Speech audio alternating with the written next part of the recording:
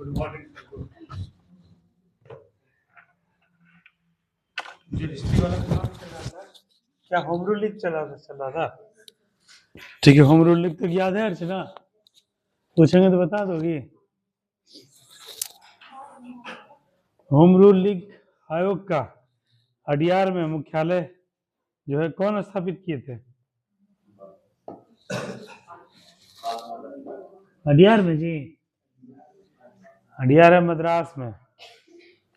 बाल गंगाधर तिलक, हाँ बाल गंगाधर तिलक किए थे जो है महाराष्ट्र वाला, पुणे वाला, ये सब एरिया में, दक्षिण भारत में ये किए थे। अच्छा ये बताओ 1916 के लखनऊ अधिवेशन का अध्यक्षता कौन किए थे? कांग्रेस के लखनऊ अधिवेशन का 1916 के लखनऊ अधिवेशन इंपॉर्टेंट क्यों है? अधिवेशन की थी अंबिका चरण मजूमदार। हाँ रवि क्यों इंपॉर्टेंट है ये? हाँ फिर से एक हो गया था यहाँ से। और कांग्रेस और लीग के बीच समझौता हुआ था, ठीक है, इसलिए क्या है लखनऊ अधिवेशन इंपॉर्टेंट है। चलो आज हम लोग जो है पढ़ने वाले हैं गांधी जी का प्रारंभिक सत्याग्रह, ठीक है, यही हेडिंग लिखवाए थे पिछले बार रश्मि, निकालो गांधी जी का प्रारंभिक सत्याग्रह।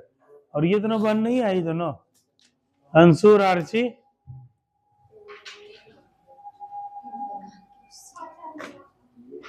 अभी तुमको ठंडा नहीं लग रहा है? आज तो हमको इतना था, हम तेजी में आए, इतना फास्ट में आए कि क्या बता, न कुछ खाए न कुछ, वो काम में थे। दीपक तुमको भी ठंडा नहीं लग रहा है ना जी? अच्छा ठीक है। मिथुन क्लास के बाद समझा देना। मिथुन लिखो इधर, गांधी जी लिखो, लिखो आज का डेट दो, लिखो आज कितना तारीख है? 2 दिसंबर हो गया, ठीक है 2 दिसंबर। दिसंबर का पहला माह बताओ शुरू हो गया, पहला तारीख 1 दिसंबर था। 2 मिनट रुको जरा, थोड़ा सा बात करते हैं पहले 1 दिसंबर के बारे में। कल तो क्लास बंद ही था, पहले तो बताओ 1 दिसंबर को, तुम ही बताओगे दीपक, 1 दिसंबर को वैश्विक स्तर पर एक प्रमुख दिवस मनाया था, उसको किस नाम से जाना जाता है? कल हम स्टेटस लगा नहीं पाए थे, लेकिन तुम लोग को जानकारी होगा क्योंकि बहुत चर्चित रहता है ये। वर्ल्ड एड्स डे क्या मनाया जाता है? विश्व एड्स दिवस, ठीक है। हमको उधर से ही बताइए साइमा, ये एड्स दिवस क्यों मनाते हैं साइमा?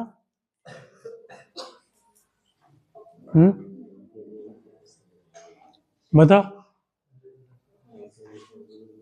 हाँ पता नहीं, ये जवाब थोड़े है। रश्मि बताओ तो। शिवरानी बताओ। ये क्या नाम, आयुषी बताओ, बताओ बोलो। रवि बताओ। उसके प्रति जागरूक होने की, मतलब एड्स क्या है, कैसा बीमारी है? ठीक है, और लाइलाज बीमारी है, संक्रमण से फैलता है, वायरस से फैलता है। रेखा हमें हिट करके पोइचे छोड़ गई और माउथ में फ्रूट खा लिया, तो पोलियो, एड्स, चेचक तीनों है ना इसमें। पोइचे में है पोइचे, तो पोलियो हो गया, एड्स हो गया, उसका चेचक, ये सब किससे होता है रवि? ये सब होता है वायरस से, ठीक है वायरस। और इसी में जो एड्स होता है यह क्या होता है? लाइलाज बीमारी है, ठीक है, कैसा है? लाइलाज, इसका इलाज नहीं है।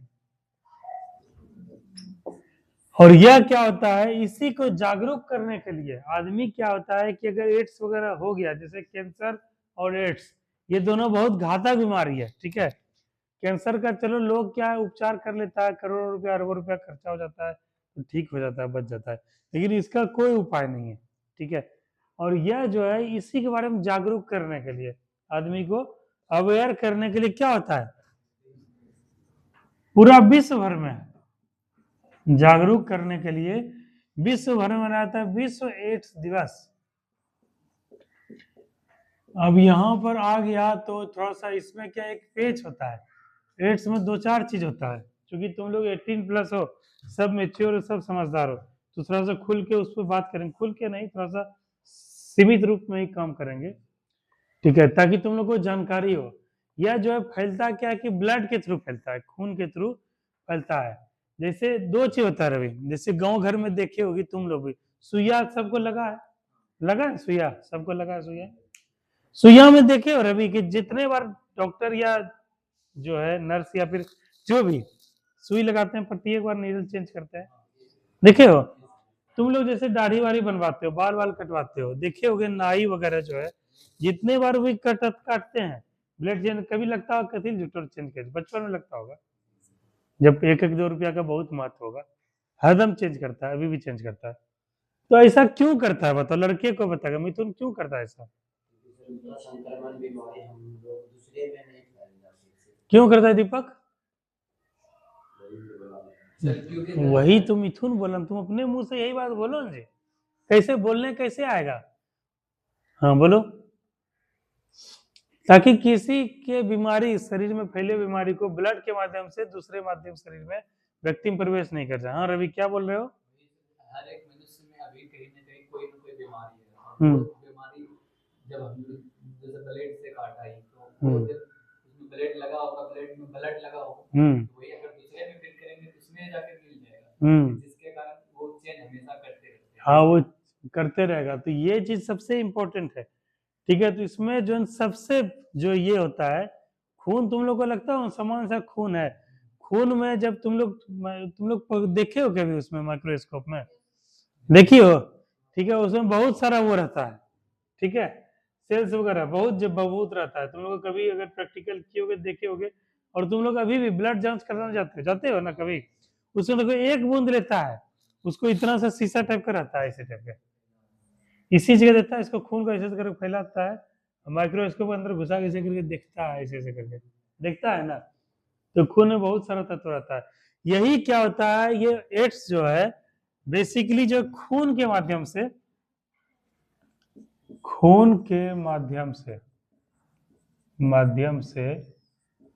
एड्स नामक विषाणु फैल जाता है, एड्स नामक विषाणु शरीर में फैलता है और तंत्रिका तंत्र को नष्ट कर देता है, खराब करता है। इससे जो है आदमी को जागरूक रख के इससे क्या है बचाया जा सकता है। जैसे तुमको जागरूक कर दिया गया, जैसे क्या है कि स्वास्थ्य के प्रति, जैसे अभी क्या है 14 नवंबर को हम लोग क्या मनाए थे, मधुमेह दिवस। मधुमेह दिवस में क्या कर दिया गया, जागरूक किया गया। क्या जागरूक किया गया दीपक? कि हम लोग को अपना लाइफ स्टाइल बेहतर रखना चाहिए, स्ट्रेस नहीं लेना चाहिए, ज्यादा चीनी वगैरह का सेवन नहीं करना चाहिए, कार्बोहाइड्रेट शुगर वगैरह ज्यादा नहीं लेना चाहिए, जमीन के अंदर जो भी चीज है उसका सेवन कम से कम करना चाहिए। सबसे बड़ा स्ट्रेस और फिजिकल एक्टिविटी और तरल पदार्थ छना हुआ ये सब जो चीज होता है, फास्ट फूड जंक फूड, ये सब क्या करना चाहिए, अवॉइड। इसके बारे में क्या हो गई तुम लोग अर्चना, जागरूक हो गए, तो अब अगली बार जब खाओगे पियोगे तो सोचोगे कहीं हम ज्यादा शुगर चीनी में कहीं हमको शुगर ना फैल जाए। और यह अनुवांशिकी फैलता है अपने माता से पिता से, और यह लक्षण जो है आने वाली पीढ़ी में वंशानुगत हो जाता है, ठीक है। तो तुम लोग अपने खान पान का भी ध्यान रखोगे, है ना, तो वो हो गया जागरूक। तो कोई भी दिवस बेसिकली मनाता है जागरूक करने के लिए। अब एड्स नामक विषाणु के माध्यम से जो रोग फैला, इसमें खून के संक्रमण से होता है। खून जैसे 3-4 प्रकार से होता है, खून जो है जैसे दाढ़ी वगैरह वो किए तो उसके माध्यम से भी क्या होता है, जैसे कोई आदमी सामने वाला पहले बार दाढ़ी बनवाया, उसका जैसे ब्लेड में दाढ़ी में लग गया, खून लग गया, अब उसी ब्लेड से अगर वो कर देगा तो उसमें फैल जाएगा। कई जगह तुमको बताते हैं, कई सारा साउथ में ऐसे होता था, किसी को भय दिखाने के लिए, डराने के लिए, किसी को अपहरण करके लूट करके एड्स वाला पेशेंट से लेके उसको पूरा खून डाल देंगे तुम्हें, चलो जल्दी 5 लाख रुपया दो हाथ गोड़ बांध करके, ठीक है, ऐसे से करके। ऐसा भी कई सारा केस सामने आया है कि आदमी को जान से मार देने के लिए, भय दिखाने के लिए, वो करने के लिए एड्स वाले मरीज के खून जो उस पर ट्रांसफर या सटा देने की बात करता है। तो ये तो खून के माध्यम से दाढ़ी अगर कोई बनाया तो एड्स मरीज है, अगर दूसरा मरीज भी उससे हो गया तो वो हो गया। दूसरा खून तुम लोग चढ़ाते हो ना, खून ब्लड वगैरह, उसमें भी इस बात का ध्यान रखना, चेक किया जाता है पहले, एड्स वाला मरीज वाला तो खून नहीं है, पता चला किसी का एक्सीडेंट हुआ, किसी को खून का जरूरत है, एड्स वाला खून उसके शरीर में चला गया, उससे भी खत्म हो गया। तीसरी बात, सुई हुई जो टीका उका लेते हो, कुछ भी लेते हो, उसका बार बार निडिल बदलाता है, वो भी खून जैसे अभी जैसे घुसा अंदर, ठीक है, उसके निकला, उसमें खून का तत्व आ गया, फिर दूसरे में जाएगा ये हो जाएगा। चौथा होता है यौन संक्रमण, ये ज्यादातर पाया जाता है। ये पुरुष और महिला जो अवैध अगर संबंध बनाते हैं, शारीरिक संबंध बनाते हैं, तो उसमें भी संक्रमण से ये क्या है, बीमारी एक दूसरे में फैलता है। अगर कोई पुरुष एड्स पीड़ित है और महिला के संपर्क में आता है या महिला पुरुष के संपर्क में आती है, तो इससे भी क्या है, एड्स फैलने का डर रहता है। असुरक्षित यौन संबंध ये भी होता है। तो बेसिकली यही सब 4-5 तत्व है। इसी सबसे जागरूक करने के लिए क्या किया जाता है, कोई भी जो है ये किया था। और बेसिकली जो लोग घर से ज्यादातर समय के लिए बाहर आते हैं उसमें ये सब फैलने का खतरा ज्यादा होता है। इसीलिए देखोगे ट्रक वगैरह गाड़ी सब में भी अवेयर करने के दृष्टिकोण से ऐसा होता है। तो यही सब बात है, ये चीज था, समझ में आया? ठीक है, तो ये लाइलाज बीमारी है। इसके इलाज के लिए, इसके जानकारी के लिए लोगों को पूरा विश्व भर में क्या मनाया जाता है, वर्ल्ड एड्स डे। चलो ये तो हो गया कहानी 1 दिसंबर का। एग्जाम में भी आता है रवि, आता है, दरोगा में कई बार पूछा गया है विश्व एड्स दिवस कब मनाया जाता है, तिथि रहता है। ये तो हो गया ये चीज।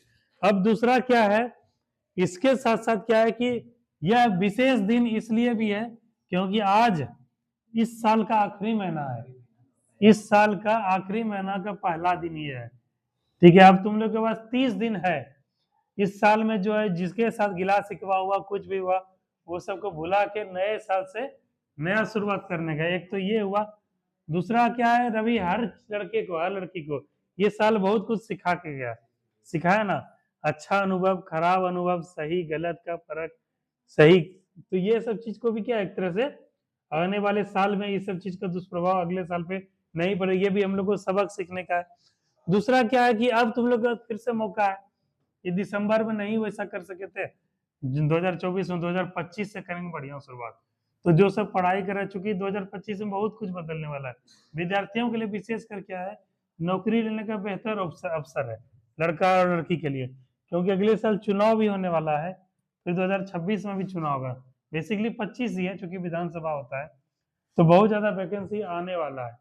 तो इसीलिए क्या है कि तुम लोग के लिए अच्छा मौका है कि 1 साल यहाँ से मेहनत करोगे, अगले दिसंबर तक में क्या है कि बहुत बढ़िया हो जाएगा। तो यही सब चीज को मद्देनजर रखते हुए दिसंबर का हम लोग शुरुआत करते हैं, आगाज करते हैं, और 20 दिन 30 दिन के बाद फिर से दिसंबर समाप्त हो जाएगा। तो वही है, सीखने का है बहुत कुछ इसमें, तो इसको अर्चना चीज ध्यान रखना। तो हम लोग क्या आज पढ़ने वाले हैं, गांधी जी के प्रारंभिक सत्याग्रह, गांधी जी का प्रारंभिक सत्याग्रह। ठीक है, इसके हम थोड़ा सा लिख लो। तुम लोग क्लास में बहुत कुछ समझाए भी हैं, बार बार समझाते ही रहते हैं, गांधी जी के बारे में समझाते हैं ना, कि किस तरह से जो है काठियावाड़ में हुआ, इनका जन्म हुआ, फिर दिल्ली यहाँ लंदन गए बैरिस्टर का पढ़ाई करने के लिए, फिर वहां से 1893 में अब्दुल्ला फार्म के वकालत करने के लिए दक्षिण अफ्रीका चले गए, वहीं 21 साल रहे, वहीं लोगों के समस्या वगैरह सुने।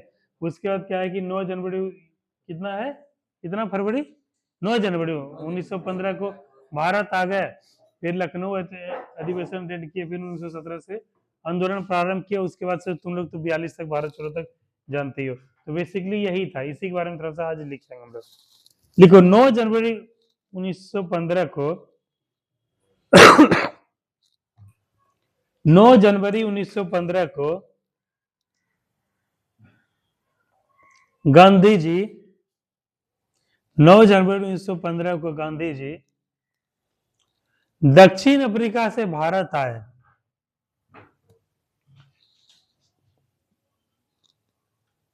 को भारत आए दक्षिण अफ्रीका से, वे भारत से दक्षिण अफ्रीका, वे भारत से दक्षिण अफ्रीका कब गए थे रवि, वर्ष 1893 में गए थे, वर्ष 1893 में गए थे।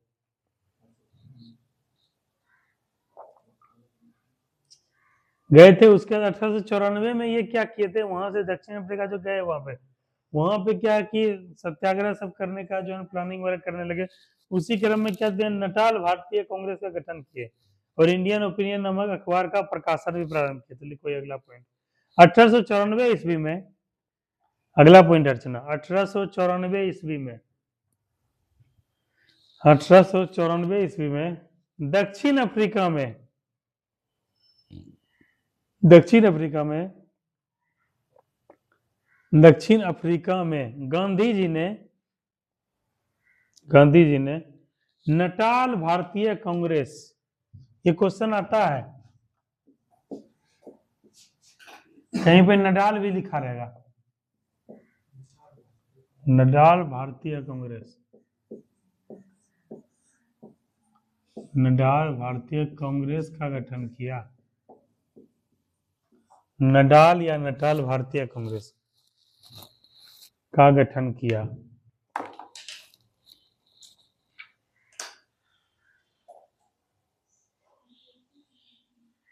और इंडियन ओपिनियन नामक अखबार का प्रकाशन प्रारंभ किया। इंडियन ओपिनियन,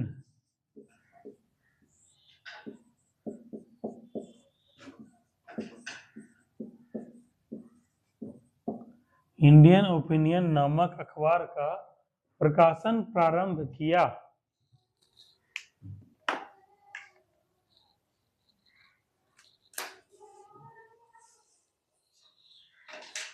गांधी जी द्वारा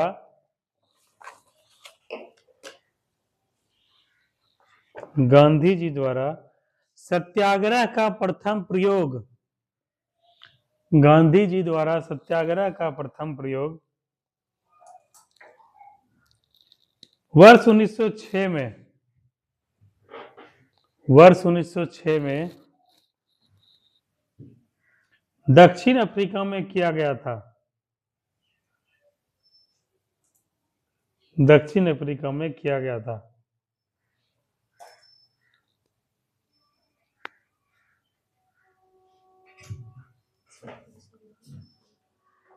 गांधी जी द्वारा सत्याग्रह का प्रथम प्रयोग कितना, वर्ष 1906 में दक्षिण अफ्रीका में किया गया था।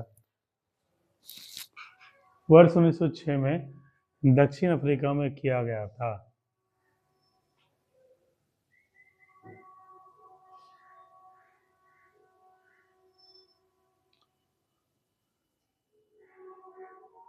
लिखे? अच्छा रवि, ये बताओ सत्याग्रह का मीनिंग क्या हुआ रवि? सत्याग्रह का शाब्दिक अर्थ क्या हुआ? ठंडा तुमको ज्यादा लग रहा है कुमार काजल? सत्याग्रह का मतलब क्या होगा?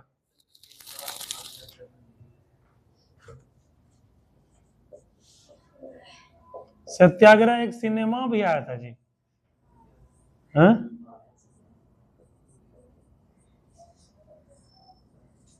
सत्य के लिए अहिंसक संघर्ष।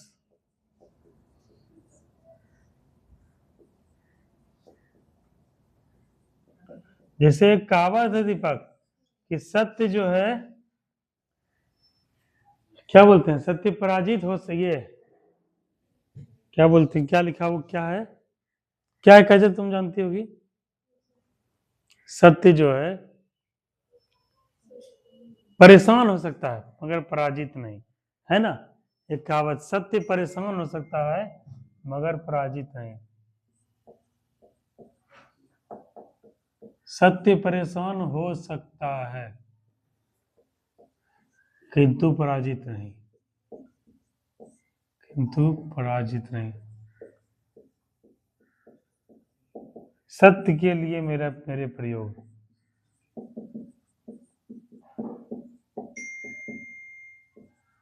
और यही जो है आगे चल के गांधी जी का क्या बन गया? सत्य और ये अहिंसा, ठीक है? सत्य और अहिंसा, अहिंसा परमो धर्म, ठीक है? यही चीज था, सत्य के लिए अहिंसक संघर्ष, और यहीं से सत्य और अहिंसा आया है गांधी जी का, समझे? तो यहीं से चीज आ गया क्या? सत्याग्रह, ठीक है? अगला पॉइंट लिखो। सत्याग्रह का शाब्दिक अर्थ है, सत्याग्रह का शाब्दिक अर्थ है सत्य के लिए अहिंसक संघर्ष।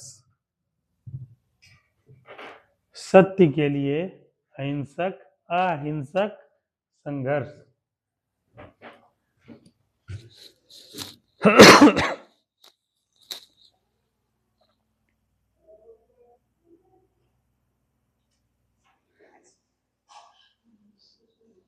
सत्याग्रह की प्रेरणा गांधी जी ने ही एक बार पूछा है, कई बार ये क्वेश्चन कोई जानता ना है, तुम लोग लिखो। सत्याग्रह के लिए प्रथम प्रयोग, सत्याग्रह की प्रेरणा, सत्याग्रह की प्रेरणा गांधी जी ने अमेरिकी लेखक, गांधी जी ने अमेरिकी लेखक Henry David Thoreau, Henry David Thoreau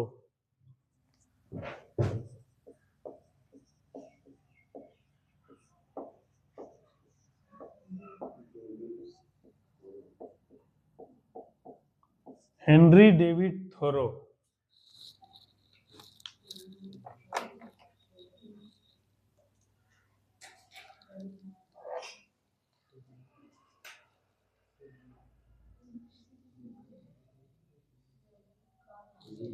Henry David Thoreau के निबंध, के निबंध, के निबंध civil, civil disobedience,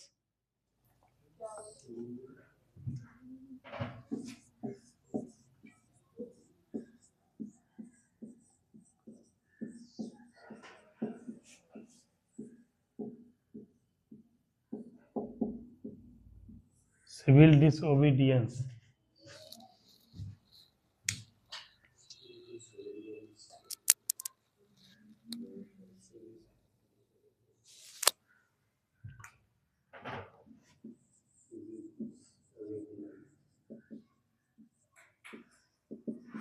civil disobedience से लिया गया था।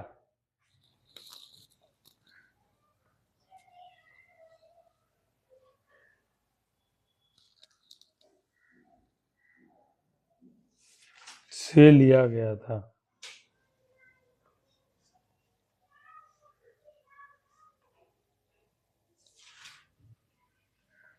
चलो हो गया, तो इसी से जो है गांधी जी लिए थे, ठीक है। अगला पॉइंट लिखो, भारत आगमन पर, कब आए थे भारत? 9 जनवरी 1915 को। भारत आगमन पर गांधी जी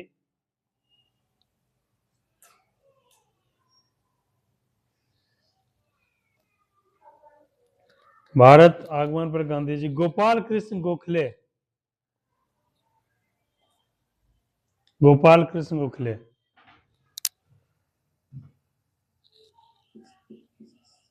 गोपाल कृष्ण गोखले के विचारों से प्रभावित होकर,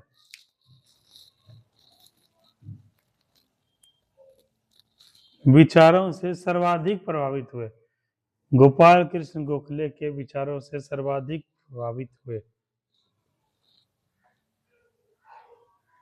किसका फोन बज रहा है जी? सर्वाधिक प्रभावित हुए।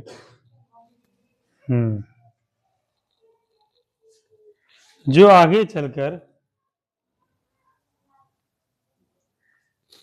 जो आगे चलकर गांधी जी के राजनीतिक गुरु भी हुए।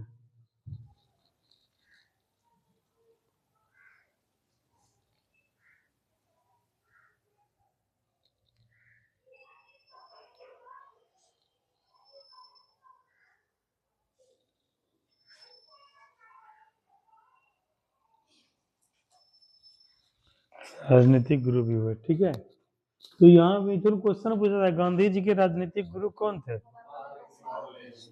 हाँ, तो ये चीज ध्यान रखना, ठीक है। अगला लिखो, अगला पॉइंट, गांधी जी के, गांधी जी की पहली महत्वपूर्ण सार्वजनिक उपस्थिति, गांधी जी की पहली महत्वपूर्ण, गांधी जी की पहली महत्वपूर्ण सार्वजनिक उपस्थिति, गांधी जी की पहली महत्वपूर्ण सार्वजनिक उपस्थिति फरवरी 1916 में, फरवरी 1916 में बनारस हिंदू विश्वविद्यालय, BHU लिख सकती हो या बनारस हिंदू विश्वविद्यालय, बनारस हिंदू विश्वविद्यालय के उद्घाटन समारोह में हुई, के उद्घाटन समारोह में हुई।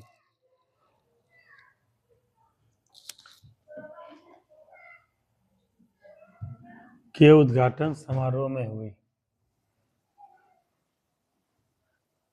के उद्घाटन समारोह में हुई। ठीक है। अब जैसे देखो, जैसे जब गांधी जी आए यहाँ पर, गांधी जी का पदार्पण भारत कब हुआ? 9 जनवरी 1915। तो यहाँ के इनको मिले राजनीतिक गुरु के रूप में कौन? गोपाल कृष्ण गोखले। गांधी जी को बोले कि आप तो दक्षिण अफ्रीका में रह के आए हैं, वहाँ का परिस्थिति, वहाँ की सिचुएशन बिल्कुल अलग था। आपका शिक्षा दीक्षा बाहर में हुआ है, हमेशा बाहर में रहे, पहले देश को समझने के लिए देश घूमिए। तो गांधी जी देश देश पूरा घूमने लगे। तो 1 साल तक का समय दिए, 1 साल आप घूमिए यहाँ को, भारत को समझिए। उसके बाद क्या हुआ, गांधी जी समझ गए तो फरवरी 1916 में पहली बार सार्वजनिक रूप से जो है उपस्थित हुए, किस में? BHU के उद्घाटन। मतलब BHU का उद्घाटन कब हुआ था? 1916 में। ठीक है, बनारस हिंदू विश्वविद्यालय। तो यहाँ पर सार्वजनिक रूप से, सार्वजनिक क्या होता है रवि? जैसे क्या सार्वजनिक जो है, परिवहन का उदाहरण दो। रेलगाड़ी। ठीक है, रेलगाड़ी क्या है? सार्वजनिक है। और तुम गाड़ी से, अपने गाड़ी से आते हो तो क्या हुआ? निजी हो गया। जैसे तुम लोग STD पहले यूज करते थे, STD बूथ, बूथ क्या था? सार्वजनिक था। स्कूल क्या हुआ? जहाँ पे एक से अधिक लोग इकट्ठा होते हैं, ठीक है, तो उसको क्या सार्वजनिक कहता है? जैसे स्कूल हुआ, फील्ड हुआ, ठीक है, कोचिंग हुआ, ठीक है, ये सब चीज क्या बेसिकली सरकारी ही होता है ज्यादातर, सार्वजनिक चीज। ठीक है, तो जहाँ पे गैदरिंग होता है, जहाँ पे लोग इकट्ठा होते हैं कई सारे, तो उसको बोलते हैं सार्वजनिक। तो पहली बार गांधी जी का सार्वजनिक रूप से पदार्पण कहाँ पर हुआ? बनारस हिंदू यूनिवर्सिटी के उद्घाटन समारोह में। ठीक है, तो ये चीज है।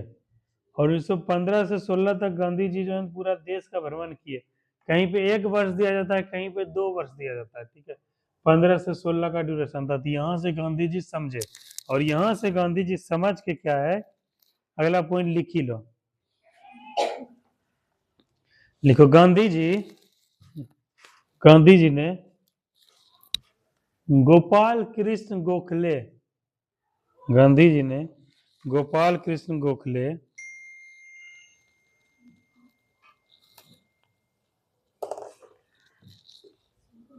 गांधी जी ने गोपाल कृष्ण गोखले के निर्देश पर, परामर्श पर, गोपाल कृष्ण गोखले के परामर्श पर, परामर्श मतलब क्या होता है रवि? सलाह। जैसे तुम हमसे परामर्श मांगते हो, आदमी अपने छोटे से परामर्श मांगता है कि बड़े से मांगता है? बड़े से, जिनको उस क्षेत्र का नॉलेज है। ठीक है, अब तुम हमसे खेती में परामर्श मांगोगे तो हम दे सकेंगे? हैं? बताओ, खेती के लिए परामर्श कौन देगा? जो खेती का विशेषज्ञ है, जिसका, हम किस चीज का परामर्श देंगे? हम पढ़ाई लिखाई का देंगे, सामाजिक चीज का देंगे, कुछ राजनीतिक चीज जिसमें मेरा वो है। तो गांधी जी जो है, चूंकि राजनीतिक गुरु कौन थे?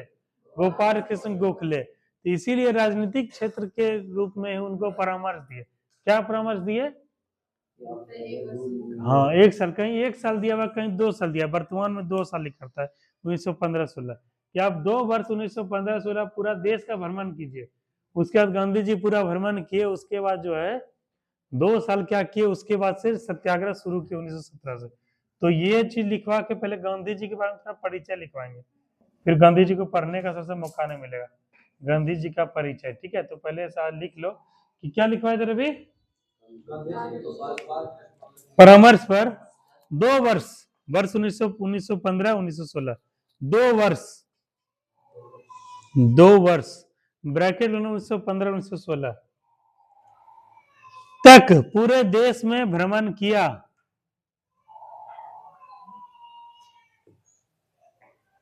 पूरे देश में भ्रमण किया। तत्पश्चात मतलब उसके बाद या उसके पश्चात, तत्पश्चात वर्ष 1917 से 18, तत्पश्चात वर्ष 1917-18 में 3 प्रारंभिक आंदोलनों का नेतृत्व किया। तत्पश्चात वर्ष 1917-18 में 3 प्रारंभिक आंदोलनों का नेतृत्व किया। 3 आंदोलनों का नेतृत्व किया।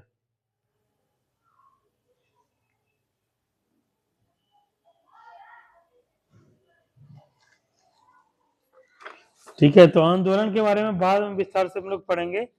इसके पहले थोड़ा सा गांधी जी के बारे में थोड़ा सा लिख लो, क्योंकि गांधी जी के बारे में थोड़ा सा जानकारी हो जाएगा तुम लोग को पढ़ाई लिखाई के दृष्टिकोण से।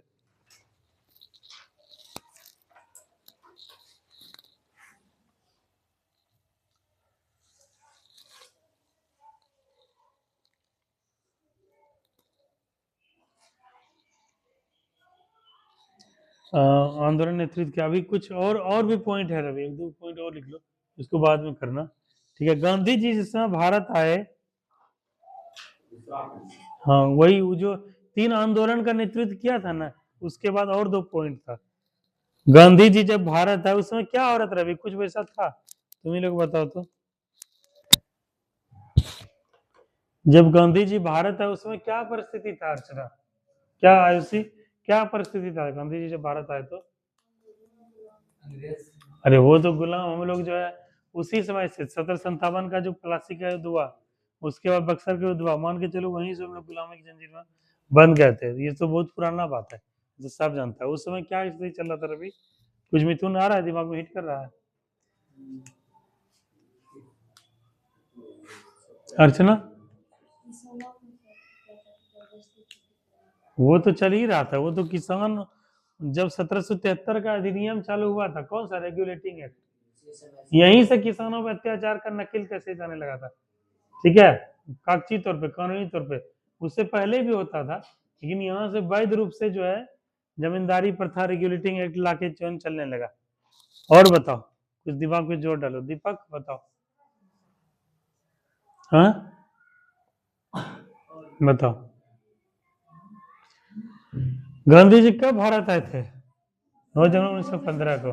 और जब भारत आए उस समय तो कैसा स्थिति था, पूरा विश्व भर में क्या चल रहा था, विश्व युद्ध चल रहा था। कब से कब तक? तो ये वाला पॉइंट बहुत कम जगह ये चीज दिखाया जाता है, इसीलिए लिख लो, जरूरी नहीं, लेकिन समझ के स्तर पे जरूरी है। तो क्या पॉइंट लिखवाए थे, वैसे नहीं हो लिखवाए तो चल जाता है। ठीक है, जब गांधी जी भारत, उस समय प्रथम विश्व युद्ध चल रहा था। जब गांधी जी जब भारत आए उस समय प्रथम विश्व युद्ध 1914 से 18 लिखना, तब समझने में अच्छा आएगा, मजा आएगा पढ़ने में। तब प्रथम विश्व युद्ध चल रहा था, प्रथम विश्व युद्ध चल रहा था। गांधी जी ने अंग्रेजों का समर्थन किया, गांधी जी ने अंग्रेजों का समर्थन किया, अंग्रेजों का समर्थन किया तथा भारतीयों को सेना में शामिल होने के लिए प्रोत्साहित किया, तथा भारतीयों को, तथा भारतीयों को, तथा भारतीयों को सेना में, सेना आर्मी, सेना में शामिल होने के लिए प्रोत्साहित किया।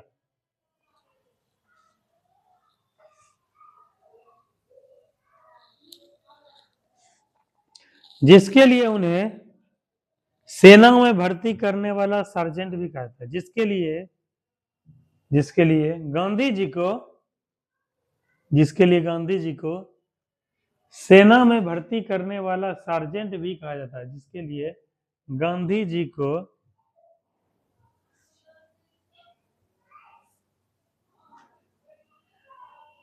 जिसके लिए गांधी जी को सेना में भर्ती करने वाला सार्जेंट भी कहा जाता है।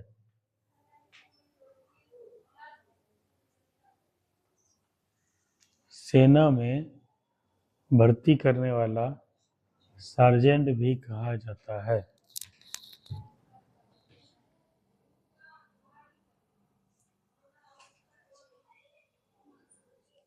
अगला पॉइंट लिखो, बोअर युद्ध, एक बार पूछा गया था ये, बोअर युद्ध।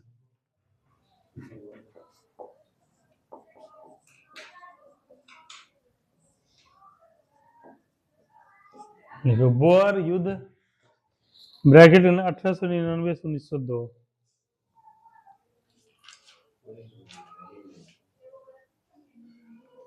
बोअर युद्ध 1899 से 1902 के दौरान गांधी जी द्वारा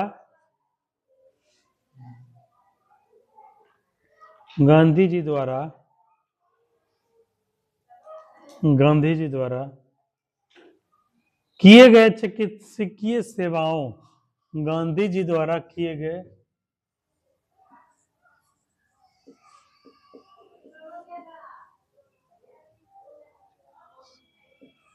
चिकित्सकीय सेवाओं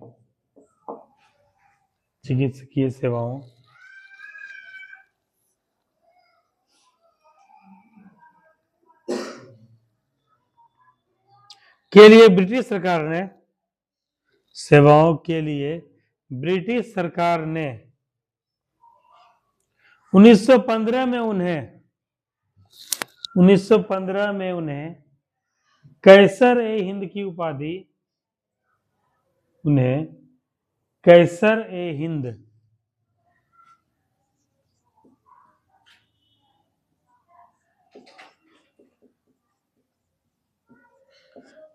हिंद की उपाधि से सम्मानित किया।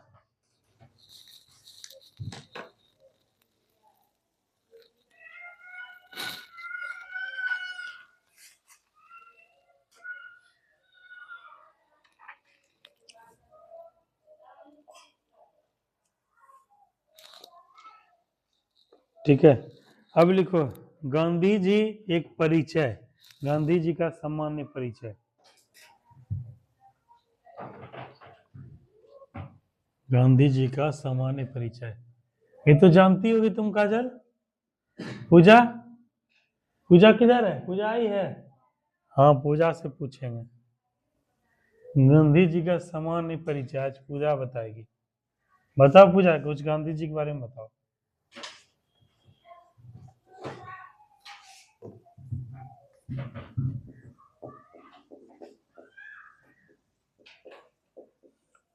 गांधी जी ऐसे, महात्मा गांधी।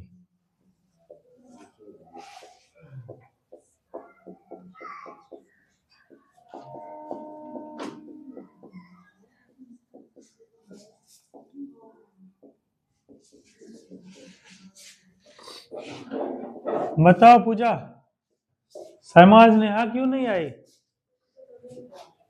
अच्छा बताओ, पूजा बताएगी उधर से। बताओ पूजा, गांधी जी के बारे में 2 शब्द बोलो। परिचय, उनके बारे में कुछ भी बोलो गांधी जी के बारे में। उसको देख रही, बताओ। तुम यहाँ जो है ना, तुमको बैठा देंगे आगे, कहा कि पहले तुम्हारा नोट्स बनाई हो ना। ठीक है, दिखाना अभी क्लास खत्म हुआ तो बताओ पूजा। ठीक, जन्म के बाद सीधे मृत्यु पे चल जाओगी जी? हैं? मृत्यु तो लास्ट में होता है ना, तब। हाँ और बताओ, अच्छा बोलो, जैसे तुमको आता वैसे बोलो। बताओ सहमत, तुम बताओ 2 लाइन।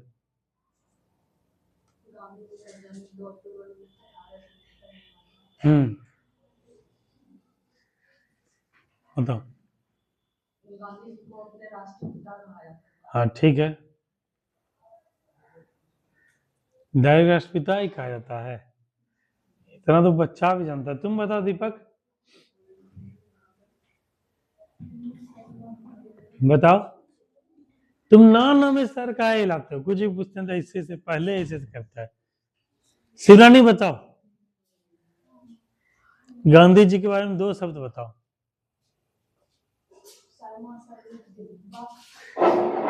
लिख देगी, लिखने वाला वो शर्त नहीं है, लिखने वाला बीपीएससी मेंस क्वालिफाई करना पड़ेगा पीटी, तब वहां लिखने वाला काम आएगा।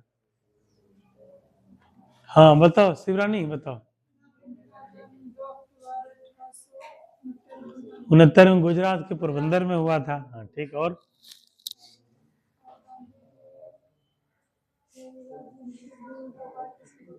हम्म हम्म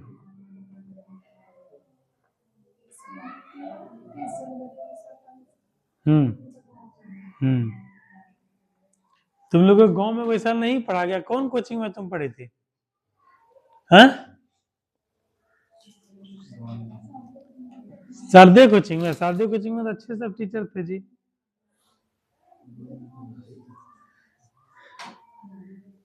तुम बताओ अर्चना कुछ। बच्चे का जो है ना रवि, नींव ही सबसे इंपॉर्टेंट होता है। नींव तुम लोग का भी, किसी का भी बच्चे का नींव, अगर नींव कमजोर होगा तो उसकी इमारत कहीं बन जाएगा। इसीलिए नींव क्या होता है, सबसे इंपॉर्टेंट होता है 8 9 10। 8 9 10 अगर इसको 8 को बैठा तो 9 10 और 11th 12th, इसी पे तुम्हारा जिंदगी डिसाइड होता है, तुम्हारा टारगेट कैसा, तुम कहां तक जाओगे। 9 10th 11th 12th, तो कम से कम यहाँ पे शिक्षा दीक्षा अच्छा करना चाहिए। तो वैसा अगर गांव में कोचिंग खोलेंगे तो वो इसका व्यवस्था लगाएंगे कि कोचिंग किस तरह से पढ़ाया जाए 6 to 12 को। 6 to 12 तब तुम लोग में दिक्कत नहीं होगा। सब सर्दे कोचिंग के टीचर को पकड़ेंगे कि चलिए बच्चा सबको पढ़ाइए और हम वहाँ गाइड करेंगे। बताओ तुम लोग बचपन में पढ़ती है ऐसा तो बता पाती है, दिक्कत होता? बता उसी बोलो, बोलने के हैं, उधर से बोलो, बोलो जल्दी। काजल, हाँ काजल तो फ्रंटन बोलेगी, बोलो काजल।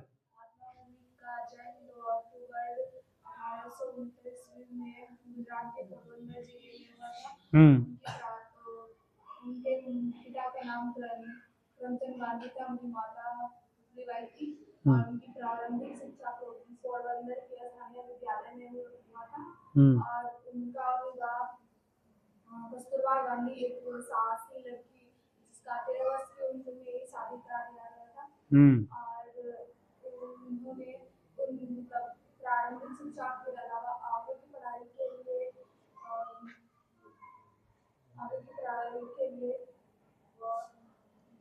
ब्रिटेन लंदन चले गए। और फिर वहाँ से रजिस्टर की पढ़ाई की और वकालत करके भारत आए और भारत के क्रांतिकारी आंदोलनों में भाग लिया। और भारत आके फिर जो गए वहाँ दक्षिण अफ्रीका गए, मेन तो उनका दक्षिण अफ्रीका था। हाँ दक्षिण अफ्रीका से आने के बाद फिर दक्षिण अफ्रीका गए, दक्षिण अफ्रीका में बहुत सारा क्रियाकलाप किए, 21 वर्ष तक वहीं रहे, 1893 से लेके 1909 तक रहे वहीं पर। वहीं पे अभी लिखवाए थे 2 4 पॉइंट, इंडियन ओपिनियन जो है ना वो किए। उसके बाद क्या था कि जो नरेल भारतीय कांग्रेस का गठन किए और भारत के लोगों को एकजुट किए, भारत के लोगों के अधिकार के लिए जो है काफी सारा सत्याग्रह किए, आंदोलन किए और क्रांतिकारी भावना का प्रसार किए। फिर 9 जनवरी 1915 को भारत आ गया। उसके बाद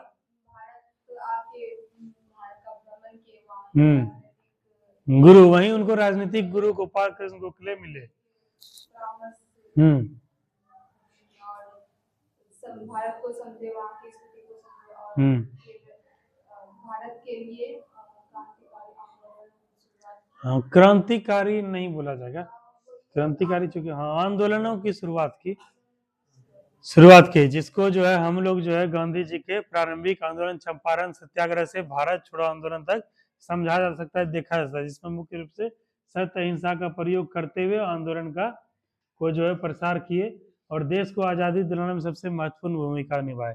इसीलिए आज़ादी के बाद से उनको जो है बापू के नाम उपनाम से जाने लगा, राष्ट्रपिता के नाम से जाने लगा और यही करते करते जो है अपना क्रियाकलाप कर रहे थे। इसी क्रम में नाथुराम गोडसे द्वारा 30 जनवरी 1948 को उनकी हत्या कर दी गई।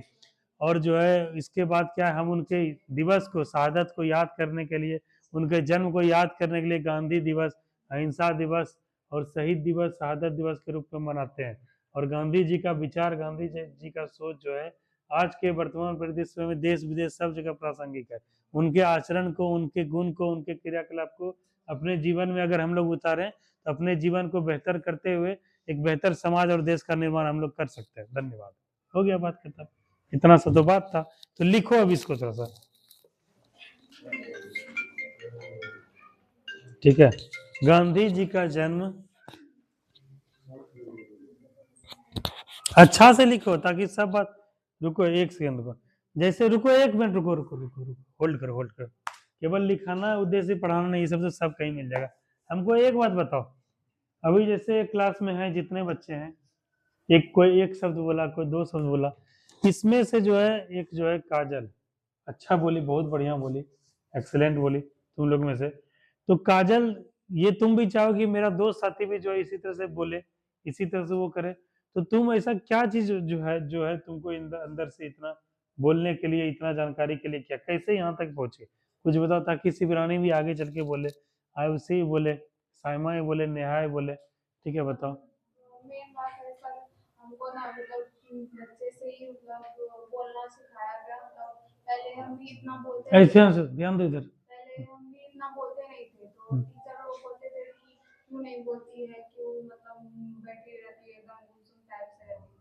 लेकिन हाँ, उतना आता तक जो हमको होमवर्क मिलता था सारा वो करते थे, लेकिन बोलने में हम भी इतना मतलब बहुत हिचकिचाते थे और जबरदस्ती हमको बोलवाया जाता था। और ऐसे बोलते बोलते अब पोडियम पे बोलना स्टार्ट किए, फिर बाद में जो मेरे मन में आता था वो सारा बोल देते थे। ऐसा नहीं कि हम स्पीच तैयार करते थे, हमको जब भी मिलता था हम बोलना चाहते थे। और कल्चरल एक्टिविटी में ज़्यादातर मतलब उनको रुचि रहता था, इसी कारण उनको बोल रहा है। और नॉर्थ स्टेट लेवल नाटक वगैरह सब और ज़्यादा आया, इसलिए हम बोल रहे हैं। देखिए जी, तुम लोग सुने तो तुम लोग को अब तुम्हारे सामने खुद डिफरेंस पता चलता है। तुम लोग को लगता है कल्चरल एक्टिविटी और ये सांस्कृतिक कार्यक्रम ये सब बकवास होता है, बहुत को लगता है, बहुत को लगता है गीत संगीत मनोरंजन, केवल उतने सा नहीं है। उससे क्या है कि तुम्हारे अंदर के प्रतिभा को तुमको भी जानने का मौका मिलता है, और तुम अपने प्रतिभा को जो दूसरे को जताने का मौका मिलता है। एक समाज के कृति को, समाज की जानकारी तक को पहुंचाने का एक बहुत अच्छा माध्यम है सांस्कृतिक गतिविधि। उसके माध्यम से आत्मविश्वास भी बढ़ता है, कॉन्फिडेंस लेवल बढ़ता है, और आगे चल के क्या इसका पूरा जीवन भर तुमको फायदा मिलेगा। कहीं भी तुम्हारा आवाज को जो चुप नहीं कर पाएगा कोई भी नहीं, तुम अपना आवाज बुलंद करोगे, और इस तरह से वही आवाज बुलंद जो है प्रशासनिक सेवा या फिर आगे चल के जो है लीडरशिप में सबसे बड़ा भूमिका निभाता है। क्योंकि हजारों के बीच में जो है कोई क्या है 10 20 100 50 लोग ही उस तरह से नेतृत्व कर सकते हैं। इससे नेतृत्व क्षमता का विकास होता है, लीडरशिप का विकास होता है, एक अच्छा सोच का विचार होता है, और वो सोच जो है देश को, राज्य को विकसित करने में, गांव समाज को व्यवस्थित सुंदर होने में बहुत बड़ा भूमिका निभाता है। इसीलिए सांस्कृतिक गतिविधि भी बहुत जरूरी है ना। और उसके माध्यम से जब तुमको प्रोत्साहित मिलता है, जब तुमको सम्मान मिलता है, जब बड़े बड़े आदमी तुमको माला पहनाते हैं या सम्मान देते हैं, कोई गिफ्ट देते हैं, या फिर तुमको स्टेज बुलाते हैं, उनको प्रणाम करती हो, तो अंदर से करते हो तो कितना कॉन्फिडेंस आता है। तो इसलिए सांस्कृतिक कार्यक्रम भी क्या है, बहुत होना जरूरी है, तुम्हारे अंदर के चीज का डेवलपमेंट होगा। इसलिए कभी आगे चल के फ्यूचर में वैसा अगर होगा, हम लोग सांस्कृतिक गतिविधि भी शुरू करेंगे। जैसे एक प्लान कर रहे हैं कि 25 दिसंबर या दिसंबर के लास्ट में जो है कुछ टूर वूर टाइप का, कि कहीं टूर वगैरह पे जाया जाए, समझे। उसमें 1 2 टीचर का भी सहयोग लिया जाएगा, ठीक है, बस वस टाइप से करेंगे, बड़ा सा बस, और उसके बाद कहीं पे ऐसा जगह पे कहीं घूमने फिरने के लिए भी चला जाएगा। वहां पर रह के गेट टुगेदर होकर चीज को समझने का, जानने का प्रयास करेंगे। तब क्या है कि जो है इससे क्या कि दिमाग का विकास होगा, चीज को समझने जानने का मौका मिलेगा। ये भी चीज अगर होगा वैसा करेंगे। 1 2 टीचर से बात कर रहे हैं कि कुछ ऐसा किया जाए, नए साल को खत्म होने से पहले एक नए तौर तरीके से हम लोग नया एनर्जी वो करते हैं, ठीक है, तो इसको भी करेंगे। तो अभी हम लोग क्या लिख रहे थे, गांधी जी का जन्म 2 अक्टूबर 1869 ईस्वी को, गांधी जी का जन्म 2 अक्टूबर 1869 ईस्वी को, 69 ईस्वी को गुजरात के एक संपन्न परिवार में, गुजरात के एक संपन्न परिवार में, वैसे कई जगह गुजरात को कोठियावाड़ लिखा था, काठियावाड़, हम गुजरात के एक संपन्न परिवार में पोरबंदर नामक स्थान पर हुआ था, पोरबंदर नामक स्थान पर हुआ था। पोरबंदर नामक, देखो यहाँ है जी पोरबंदर, देखा यहाँ पर है पोरबंदर, रचना देख लो, ये है पोरबंदर बिल्कुल ही, ठीक है, ये वाला, और यहीं से शुरू होता है भारत का पश्चिमी सीमा, गुजरात से, यहाँ से कच्छ का रण है ये वाला, और ये है पोरबंदर, यहाँ पे हुआ था। इसको बोलते हैं काठियावाड़ा प्रायद्वीप, ठीक है, काठियावाड़ी बोलते हैं। और यही किसान उस दिन एग्जाम में आया था ना, काठियावाड़ी किसान का वेशभूषा धारण किए, तो ये चीज है, इसको सौराष्ट्र बोलते हैं, इसको काठियावाड़ बोलते हैं। जैसे ये दमन द्वीप, ये वलसाड़, ये नवसारी, ये सूरत है, ये अंकलेश्वर है, भावनगर है, यहाँ से इस वाले एरिया में हमको घूमने का मौका मिला, इधर नहीं कभी गए। ये काठियावाड़ प्रायद्वीप है, इसको बोलते हैं। यहीं पर जूनागढ़ है, जूनागढ़ अभी लेक भी तुम लोग पढ़े हो गए। तो क्या था कि गुजरात के एक संपन्न परिवार में पोरबंदर नामक स्थान पर हुआ था।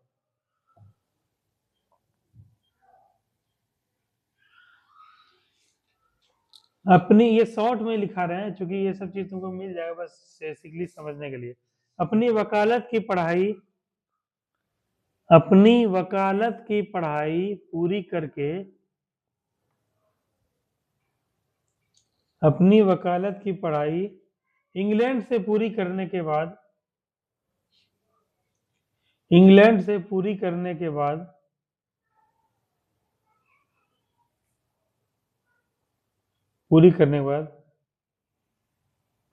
1893 ईस्वी में,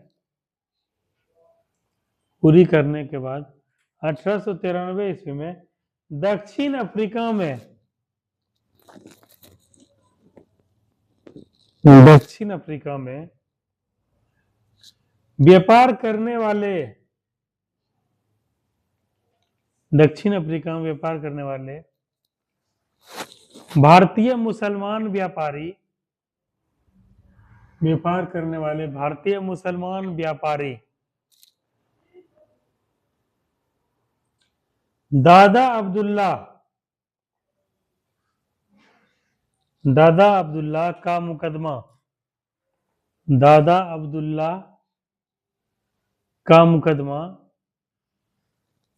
लड़ने के लिए, का मुकदमा लड़ने के लिए डरबन, डरबन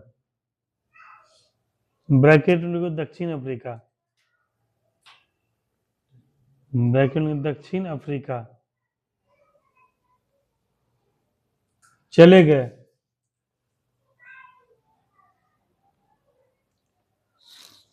और मुकदमे में सफलता हासिल की, और मुकदमे में सफलता हासिल की।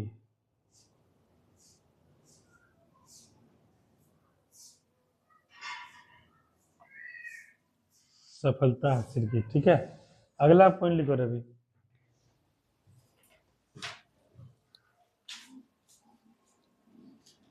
इस दौरान, किसके दौरान? मुकदमा लड़ने और इस सब के क्रियाकलाप के दौरान, इस दौरान, अगला पॉइंट लिखो अर्चना, लिखो इस दौरान, लिखो ना, इस दौरान बस लास्ट ही पॉइंट है, उसके बाद कल जाओगे, चले हम लोग। इस दौरान दक्षिण अफ्रीका में, दक्षिण अफ्रीका में भारतीयों के प्रति, भारतीयों के प्रति रंग भेद नीति को महसूस किया, भारतीयों के प्रति रंग भेद नीति को महसूस किया,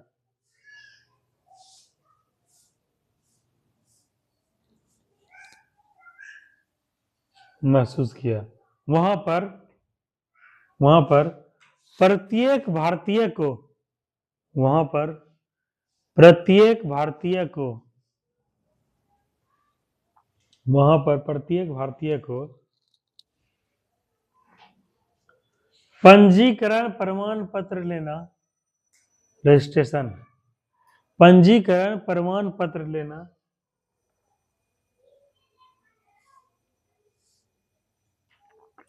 और यह प्रमाण पत्र, पंजीकरण प्रमाण पत्र लेना, और यह प्रमाण पत्र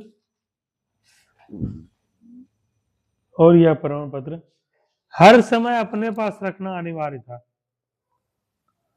हर समय अपने पास रखना अनिवार्य था।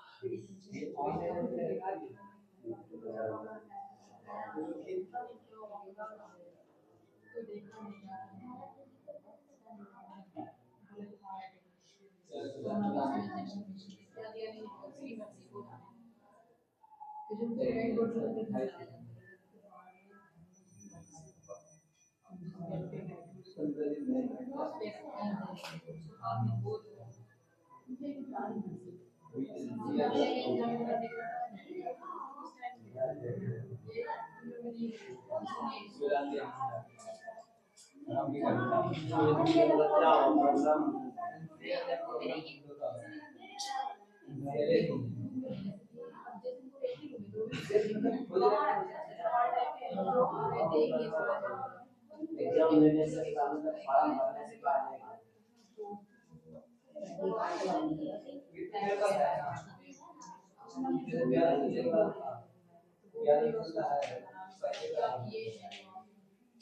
और दिया था नहीं देता तब ले ले वो पेज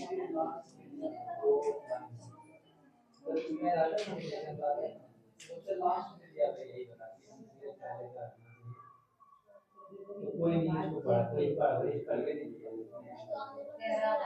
आज होगा बड़ा होने वाला है अब पता नहीं 50,000 पता नहीं बॉकी में रेट लगा 60% का रेट लगा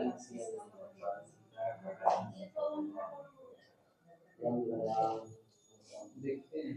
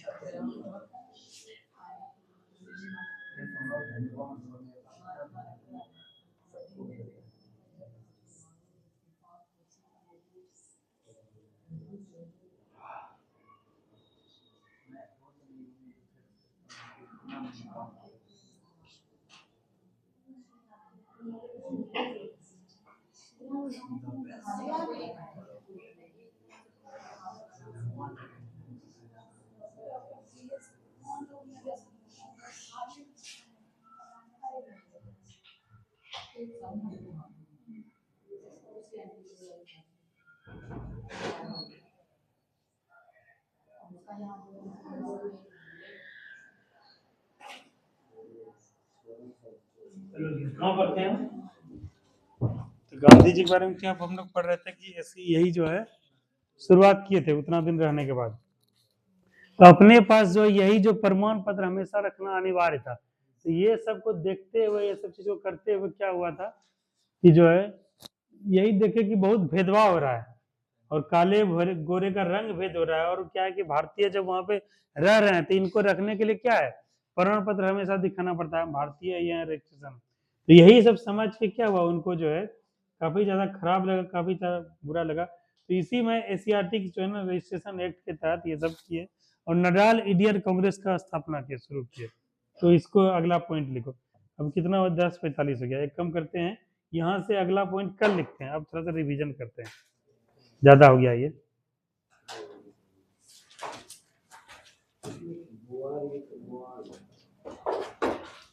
चलिए पॉइंट हमको याद दिला देना।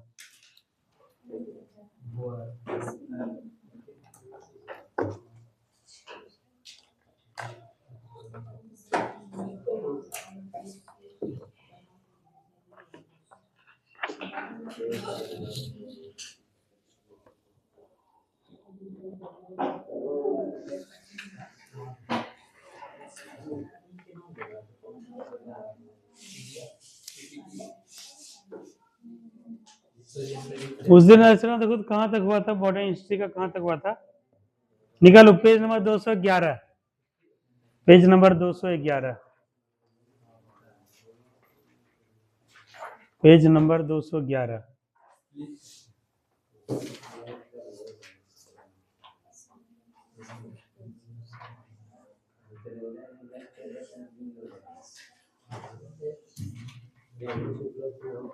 निकाले, इसमें कहाँ तक वो किए थे पिछले बार,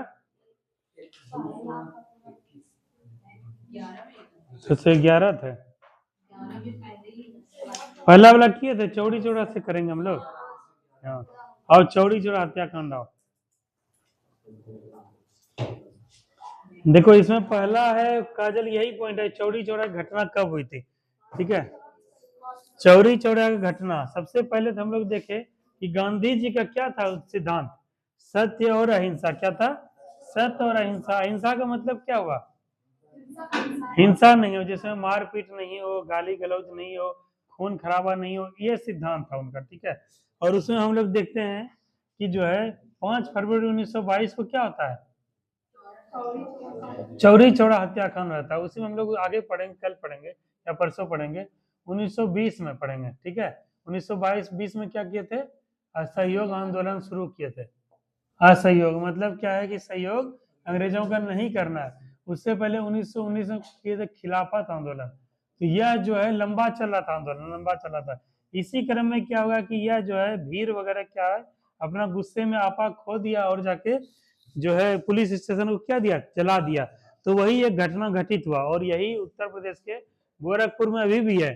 तो वहीं पे एक घटना हुआ था, चौरी चौरा एक जगह था, वहां पर हत्याकांड, यही नाम दिया गया। तो यही क्वेश्चन बनता है कि चौरी चौरा की घटना कब हुई थी, 5 फरवरी 1922 को पुलिस वाले को, थाने वाले को जला दिया गया। उसके बाद गांधी जी क्या किए थे, असहयोग आंदोलन को वापस ले लिए थे, ठीक है। 5 फरवरी 1922 को किए थे, फिर एक सप्ताह बाद यानी 12 फरवरी 1922 को असहयोग आंदोलन क्या हो गया था, स्थगित। ये दोनों रवि डेट याद रखना है, 5 फरवरी 1922, 12 फरवरी 1922। कहेगा स्वराज पार्टी दल की स्थापना कब की गई थी, 23 में की, किसके द्वारा, चित्तरंजन दास और मोतीलाल नेहरू के द्वारा। कब, और सफलता बाद देखा कि भाई गांधी जी से भी नहीं हो रहा है, नया आंदोलन सफल रहा है। अब हम लोग क्या करेंगे, स्वराज पार्टी का गठन करेंगे, स्वराज दल का गठन करेंगे। और कौन किए थे, चित्तरंजन दास और मोतीलाल नेहरू। कब किए थे, 1923 में, 1 जनवरी 1923। ये भी बहुत इंपॉर्टेंट, VVI अर्चना। उसके बाद कहेगा देश बंधु के उपनाम से किनको जानता है, चित्तरंजन दास को। कहेगा हाँ देश बंधु, ठीक है। कहेगा साइमन कमीशन भारत कब आया था, 1922 को, और इसका उद्देश्य क्या था, प्रशासनिक सुधार। जैसे एक था ना 1927 में गठन हुआ किसका, साइमन कमीशन का, और कब हुआ समापन, 28 में क्या किया था इसका, हम भारत जो है ना आया था, ठीक है। तो हम लोग पढ़े हैं, 3 गो बेसिकली पढ़ते हैं, 1909 का अधिनियम, प्रति 10 वर्ष में 1909 का अधिनियम, 1929 का अधिनियम आना चाहिए था, ठीक है। तो यहाँ पर क्या होता है कि 10 साल के बाद ये होना चाहिए था, लेकिन साइमन आयोग का पहले ही गठन कर दिया गया। 1927 में, यही प्रशासनिक सुधार के लिए। 1928 में भारत भी आ गया, तो इसी का सब विरोध किए थे। लाला लाजपत राय इसी में हो गए थे, जो है जख्मी हो गए थे। तो यही क्वेश्चन था अगला पॉइंट, कि जो है साइमन कमीशन भारत कब आया? 3 फरवरी 1928 को प्रशासनिक सुधार के विचार हेतु। कहेगा लाला लाजपत राय को किस उपनाम से जाना जाता है? पंजाब केसरी। और यह जो है किसमें घायल हुए थे? 1928 में लाहौर में साइमन कमीशन के खिलाफ प्रदर्शन में हुए लाठीचार्ज में, ठीक है, इसमें घायल हुए थे। उसके बाद कहेगा सेंट्रल असेंबली में बम कौन फेंका था? बटुकेश्वर दत्त बम फेंका था। और कब फेंका था? 8 अप्रैल 1929 को, ठीक है, 29 को। कहेगा भगत सिंह सुखदेव राजगुरु को फांसी कब दी गई? 23 मार्च 1931 को। किस संयंत्र में? लाहौर संयंत्र में। उसके बाद कहेगा इनकलाब जिंदाबाद का नारा कौन दिए थे? भगत सिंह। उसके बाद कहेगा दांडी मार्च की शुरुआत कब की गई थी? 12 मार्च 1930 को साबरमती से दांडी गुजरात तक की यात्रा किए थे। और उसी में जो है सविनय अवज्ञा आंदोलन जो है उसके बाद क्या हुआ था? शुरू हुआ था। और वही क्वेश्चन पूछा था कि मार्च समाप्त कब हुआ? 6 मार्च 1930 को। 12 मार्च को निकले थे और 6 अप्रैल को पहुंचे थे, ठीक है, समाप्त हुआ था। उसके बाद कहेगा दांडी मार्च जो है, ये चीज हुआ, ये चीज, एक मिनट,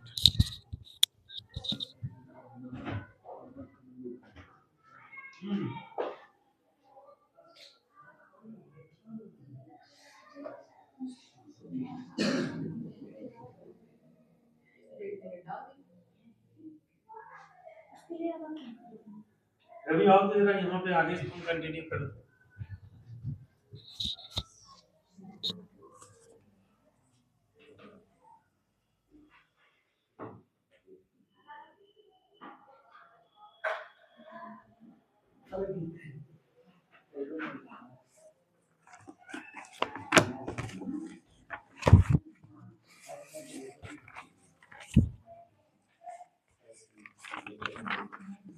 हाँ, यहाँ से जो है ना, यहाँ से शुरू करो 6 अप्रैल से, ठीक है। और उसके बाद ये वाला जरा करना, पढ़ाया हुआ ये हमको भी याद हो जाएगा टोटल। ये जितना ज्यादा कर सकते हो सब इसमें पढ़ लिए हो। 2008 का ये कोशिश करो इसको निकालने का। तो यहाँ से शुरू करो, इसके बाद दुर्गा में करना। ये वाला यहाँ से, इसको माइक को लगा लो।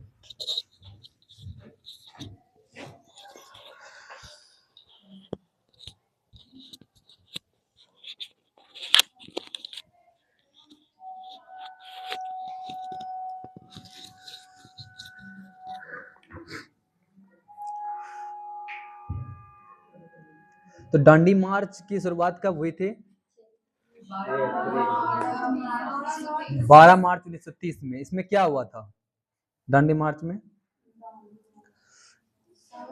इसमें क्या हुआ था कि जैसे कि नमक कानून को तोड़ने के लिए क्या बोला गया था गांधी जी के द्वारा, कि साबरमती से वहां से चले थे वो अकेले, और ये चले थे कहाँ तक? दांडी, गुजरात के दांडी तक चले थे। इसमें क्या हुआ, क्या किस लिए चले थे? इसमें उसका, हाँ, नमक कानून को तोड़ने के लिए। क्योंकि पहले नमक क्या होता था, विदेशों से आता था। तो वो गांधी जी का कहना था कि नहीं, हम विदेशी नमक क्यों खाएं जबकि हमारे देश में ही है। तो वो क्या हुआ कि वहां से यात्रा चलाया, और जो कि कहाँ तक आया था? गुजरात में, गुजरात तक आया था। गुजरात में अपना उसने यात्रा सफल हुआ। दांडी मार्च कब समाप्त हुआ? तो 6 अप्रैल 1930 को, यानी कि वो पहुंच गए थे। और उसके बाद क्या हुआ, वहां से अपना नमक बनाए। नमक मतलब नमक कानून को तोड़े अंग्रेजों के द्वारा जो चलाया गया था। तो ये याद रखना कि दांडी मार्च जो समाप्त हुआ था 6 अप्रैल 1930 को हुआ था, और गांधी जी द्वारा नमक कानून को भंग किया गया था। फिर आता है हरिजन सेवक संघ की स्थापना कब हुई थी? 1932 में। और किसने किया था? गांधी जी ने। और इसका अध्यक्ष कौन थे? घनश्याम दास बिरला। गांधी जी द्वारा संपादित समाचार पत्र कौन सा था? 3 गो था, याद रखना। एक नवजीवन, एक हरिजन और यंग इंडिया। 3 था, ये तीनों इंपॉर्टेंट है। 1933 में ये किए थे। कहेगा भारत में प्रथम समाचार पत्र प्रकाशित करने का श्रेय किसको जाता है? हाँ, ये क्वेश्चन आता है। प्रथम है ना, इंपॉर्टेंट है, ये प्रथम है। प्रथम यही प्रकाशित हुआ था समाचार पत्र जिसको हम लोग न्यूज़पेपर कहते हैं, जेम्स अगस्त हिक्की ने किया था। खुदाई खिदमतगार लाल कुर्ती दल की स्थापना किसने किया था? अब्दुल गफ्फार खान। और इसी को क्या नाम से, किस नाम से जानते हैं? और सीमांत गांधी और फ्रंटियर गांधी। और कब ये किए थे? तो याद रखना, इसको लाल कुर्ती दल के नाम की स्थापना के लिए इसको जाना जाता है। अब्दुल गफ्फार खान को किसके लिए जाना जाता है? लाल कुर्ती दल के लिए। हाँ, पूना पैक्ट कब हुआ था?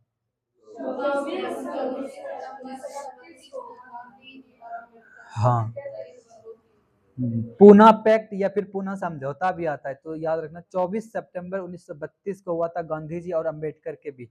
और ये किसके लिए किया गया था? दलित वर्गों के लिए।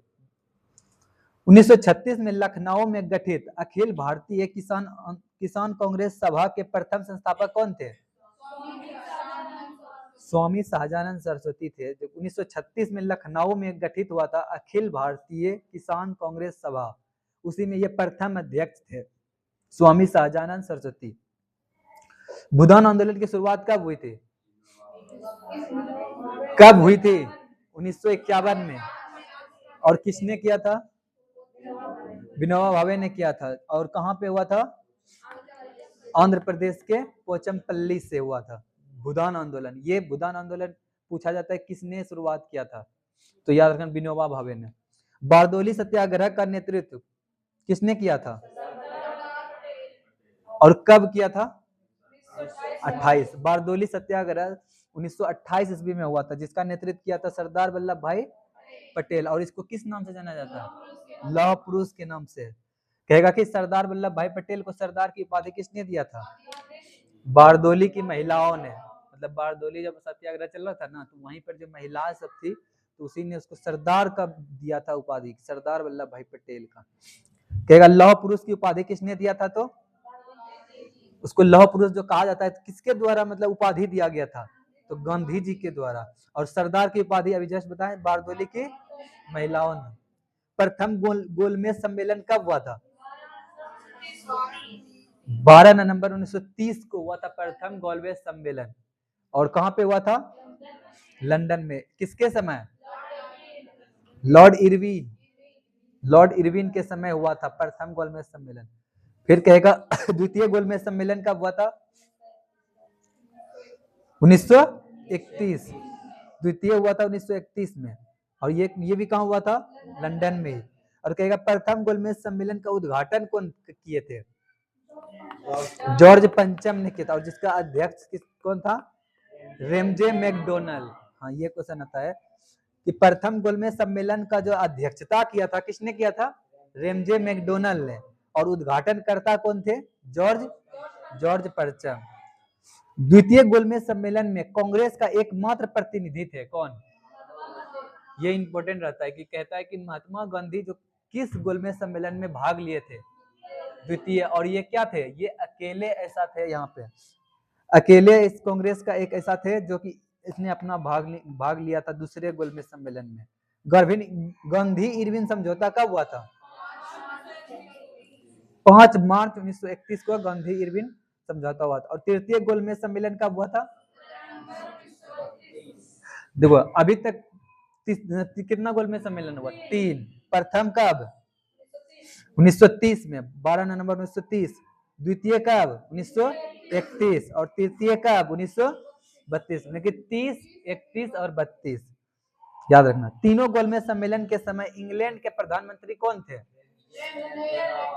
हाँ, जो ये तीनों गोलमेज सम्मेलन हुए थे कहाँ पे हुए थे? लंदन में हुए थे। और तो तीनों का अध्यक्ष कौन थे इंग्लैंड के समय?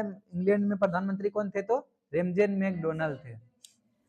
तीनों गोलमेज सम्मेलन में भाग लिया था किसने? हाँ, ये भी क्वेश्चन आता है कि बोलता है तीनों जो गोलमेज सम्मेलन हुए थे, तीनों में भाग कौन लिया था? डॉक्टर भीमराव अम्बेडकर ने। और द्वितीय में कौन लिए थे? एकमात्र भारतीय थे महात्मा गांधी, जो कांग्रेस से लिए थे। म्यूनिक पैक्ट संपन्न हुआ। म्यूनिक पैक्ट कब संपन्न हुआ? 1938 में। अगस्त प्रस्ताव लाया गया। ये इंपॉर्टेंट है, अगस्त प्रस्ताव पूछा जाता है। अगस्त प्रस्ताव कब लाया गया था? 8 अगस्त 1940 को। अच्छा बताओ, क्रिप्स मिशन भारत कब आया? 1942 में। एक होता है कैबिनेट मिशन, वो कब आया था? 1946 में। कैबिनेट और क्रिप्स ये दोनों याद रखना। गांधी जी ने पोस्ट डेटेड चेक कहा था किसको? क्रिप्स मिशन को। जब क्रिप्स मिशन भारत 1942 में आया तो गांधी जी ने उसको कहा पोस्ट डेटेड चेक है ये। भारत छोड़ो आंदोलन की शुरुआत कब हुई थी? 9 अगस्त 1942 को। कहां से हुआ था और किसके द्वारा? और जब भारत छोड़ो आंदोलन हुआ था ना, इसी में एक गांधी जी द्वारा नारा दिया गया था। हाँ, इसी नारा के समय दिया, इसी के समय दिया था, भारत छोड़ो आंदोलन के समय ही। भारत छोड़ो आंदोलन के समय इंग्लैंड के प्रधानमंत्री कौन थे? विंस्टन चर्चिल थे। और गोलमेज सम्मेलन के समय हाँ, प्रधानमंत्री कौन थे? Ramsay MacDonald. और जो भारत छोड़ो आंदोलन के समय विंस्टन चर्चिल हो गए, और उस समय कौन थे गोलमेज सम्मेलन के समय? Ramsay MacDonald. हाँ, भारत छोड़ो आंदोलन के समय गांधी जी को कहाँ कैद किया गया था? आगा खां महल में। यानी कि भारत छोड़ो जब आंदोलन हुआ था ना, तो उसमें क्या हुआ था, अंग्रेजों के द्वारा गांधी जी को गिरफ्तार कर लिया गया था और उसको पूना के आगा खां महल में जाकर उसको कैद कर लिया गया था। और कहेगा अनुशील समिति का गठन कब किया गया और किसके द्वारा? वारेंद्र घोष और भूपेंद्र घोष के द्वारा। अनुशील समिति, अनुशीलन। हाँ, भारतीय कम्युनिस्ट पार्टी की स्थापना कब हुई थी? किसके द्वारा? एम एन रॉय के द्वारा। अखिल भारतीय महिला संघ स्थापना कब हुई थी? 1926 में। 1934 में कांग्रेस समाजवादी पार्टी का गठन किया गया था, किसके द्वारा? जयप्रकाश नारायण और आचार्य नारेंद्र देव के नेतृत्व में हुआ था। संपूर्ण क्रांति का नारा किसने दिया था? जयप्रकाश नारायण ने। 1936 में लखनऊ में गठित अखिल भारतीय किसान सभा के अध्यक्ष कौन थे? अभी जो इधर भी पढ़े थे, 1936 में अखिल भारतीय स्वामी सच्चिदानंद सरस्वती। और इसका महासचिव कौन था? एनजी रंगा। फॉरवर्ड ब्लॉक की स्थापना कब हुई थी? 1900। और किसने किया था? सुभाष चंद्र बोस का बोलेगा जन्म कहाँ हुआ था? उड़ीसा के कटक। आजाद हिंद फौज की स्थापना किसने किया था? आजाद हिंद फौज का भी स्थापना उसी ने किया था, सुभाष चंद्र बोस ने। ठीक है, कहेगा आजाद हिंद फौज की स्थापना का विचार सर्वप्रथम किसने किया था? तो देखो, विचार किया था इसने, लेकिन स्थापना सुभाष चंद्र बोस ने ही किया था। ठीक है, 1942 में किया था। 1942 में मोहन सिंह ने क्या किया? विचार किया, लेकिन स्थापना उसी ने। देखो नीचे में भी है ना। अब आजाद हिंद फौज का गठन किसने किया था? तो सुभाष चंद्र बोस ने। कब किया था? 21 अक्टूबर 1943 को। और कहाँ किया था? सिंगापुर में। कहेगा तुम मुझे खून दो मैं तुम्हें आजादी दूंगा, ये कहा किसने? और ये नारा दिया था। और जय हिंद का भी नारा किसने दिया था? सुभाष चंद्र बोस ने। शिमला सम्मेलन हुआ था कब? शिमला समझौता हुआ था 25 जून 1945 को। कैबिनेट मिशन कब भारत आया? 24 मार्च 1946 को। और इसका अध्यक्ष कहेगा कौन था? तो पेंथिक लॉरेंस थे इसका अध्यक्ष। कैबिनेट मिशन के सदस्य थे कौन कौन? देखो ऑप्शन में जब वहां पर ना, ये ऑप्शन में ये सब रहेगा नाम, लेकिन एक का नहीं रहेगा। उसमें पूछ लेगा कि कौन नहीं था, तो ये याद रखना पहले था कौन कौन। स्टॉपर्ट क्रिप्स था, पैथिक लॉरेंस था, और एबी अलेक्जेंडर था। अंतरिम सरकार का गठन कब किया गया था? 46 को, 2 सितंबर 1946 को। और किसके द्वारा? अध्यक्षता में, मतलब कि हाँ, जवाहरलाल नेहरू की अध्यक्षता में किया गया था अंतिम संस्कार के। और कहेगा कि संविधान सभा की पहली बैठक कब हुई? 9 दिसंबर 1946 को। और कहेगा संविधान सभा का पहला अध्यक्ष कौन था? सच्चिदानंद सिन्हा। भारत विभाजन का माउंटबेटन योजना प्रस्तुत कब किया गया? इसी के माउंटबेटन योजना के तहत ही भारत क्या हुआ? 2 भागों में बटा, एक पाकिस्तान और एक भारत में बटा। मतलब जो दोनों बटा ना, माउंटबेटन योजना के द्वारा ही दोनों अलग हुआ था। यहाँ पर दिया, भारत और पाकिस्तान का विभाजन हुआ था किसके द्वारा? माउंटबेटन योजना के आधार पर ही हुआ था। और भारत की स्वतंत्रता की घोषणा की थी, मतलब देखो पहले क्या था, अंग्रेजों का यहाँ पर था, तो किसने बोल दिया कि अब भारत आजाद हो गया? तो क्लीमेंट एटली ने, और जो कि ब्रिटिश प्रधानमंत्री थे, जो उस टाइम में ब्रिटिश का प्रधानमंत्री यही था, और इसी ने क्या किया, घोषणा किया कि अब भारत क्या है, आजाद है। और कब किया था? 15 अगस्त 1947 को। जब भारत स्वतंत्र हुआ तो उस समय कांग्रेस के अध्यक्ष कौन थे?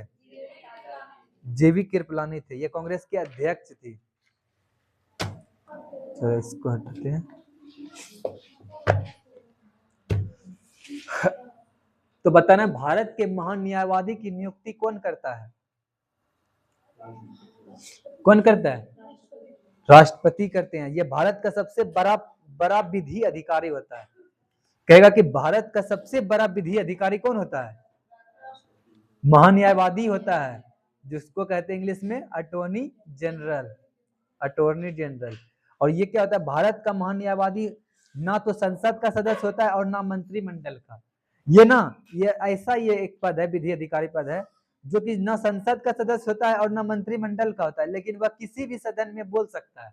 उसको इतना अधिकार है कि वह किसी भी सदन में जाके लोकसभा या राज्यसभा में अपना वो बात रख सकता है, बोल सकता है, लेकिन उसे मत देने का अधिकार नहीं है। लेकिन उसको क्या करने का, मत देने का अधिकार नहीं। ये इसके साथ जाएगा या इसके साथ जाएगा, ये अधिकार नहीं है उसको। सिर्फ वो अपना बातों को रख सकता है, और उसकी नियुक्ति राष्ट्रपति करते हैं। इसकी नियुक्ति कौन करते हैं? राष्ट्रपति। तो ये याद रखना कि सबसे बड़ा विधि अधिकारी कौन होता है? तो महान्यायवादी होता है। ये क्वेश्चन आता है, और इसका नियुक्ति करते हैं राष्ट्रपति। कहेगा भारत का राष्ट्रपति अपना त्याग पत्र किसको सौंपता है? उपराष्ट्रपति का। और उपराष्ट्रपति किसको सौंपेगा? राष्ट्रपति को। याद रखना, उपराष्ट्रपति राष्ट्रपति को और राष्ट्रपति उपराष्ट्रपति को अपना त्याग पत्र सौंपता है। और राष्ट्रपति का कहेगा कि कार्यकाल कितना होता है? 5 वर्ष होता है, परंतु वह निम्न दशाओं में सबसे पहले भी त्याग पत्र दे सकता। अगर कुछ ऐसा हो गया तो वो पहले भी अपना त्याग पत्र दे सकता है, और वो किसको देगा? उपराष्ट्रपति को देगा। अगर कहेंगे कि राष्ट्रपति को हटाएंगे तो कैसे हटाएंगे? महाभियोग लगाकर। उसमें भी बहुत सारे नियम है, उसको ऐसे नहीं हटा सकते हैं। तो महाभियोग द्वारा उसको क्या कर सकते हैं? हटाया जा सकता है। और इसका चर्चा किसमें किया गया है? अनुच्छेद 61 में मूल रूप से किया गया है। ठीक। भारत के वर्तमान राष्ट्रपति कौन है अभी? ठीक है, द्रौपदी मुर्मू है। और भारत के 23वें सेना प्रमुख कौन बने? देखो, दीपक कपूर। ये 23वें प्रमुख, मतलब भारत के 23वां एक ऐसा ये सेना का प्रमुख बना, सबसे हेड जिसको कहते हैं, दीपक कपूर। भारत के मुख्य न्यायाधीश कौन है अभी? शायद चेंज हुआ है, 2008 का ही है, छोड़ो इसको। राज्य मंत्री परिषद किसके प्रति उत्तरदायी होते हैं? देखो, राज्य मंत्री परिषद यानी कि किसके बारे में बात कर रहा है? मुख्यमंत्री। कहेगा मुख्यमंत्री किसके प्रति उत्तरदायी होते हैं? अरे सब बताए थे सर कि जैसे देश के लेवल पर क्या होता है? संसद होता है। संसद में भी क्या होता है? लोकसभा और राज्यसभा। देश के लेवल पे अगर वही राज्य पे आ जाएंगे तो क्या होगा? विधानसभा और विधान परिषद।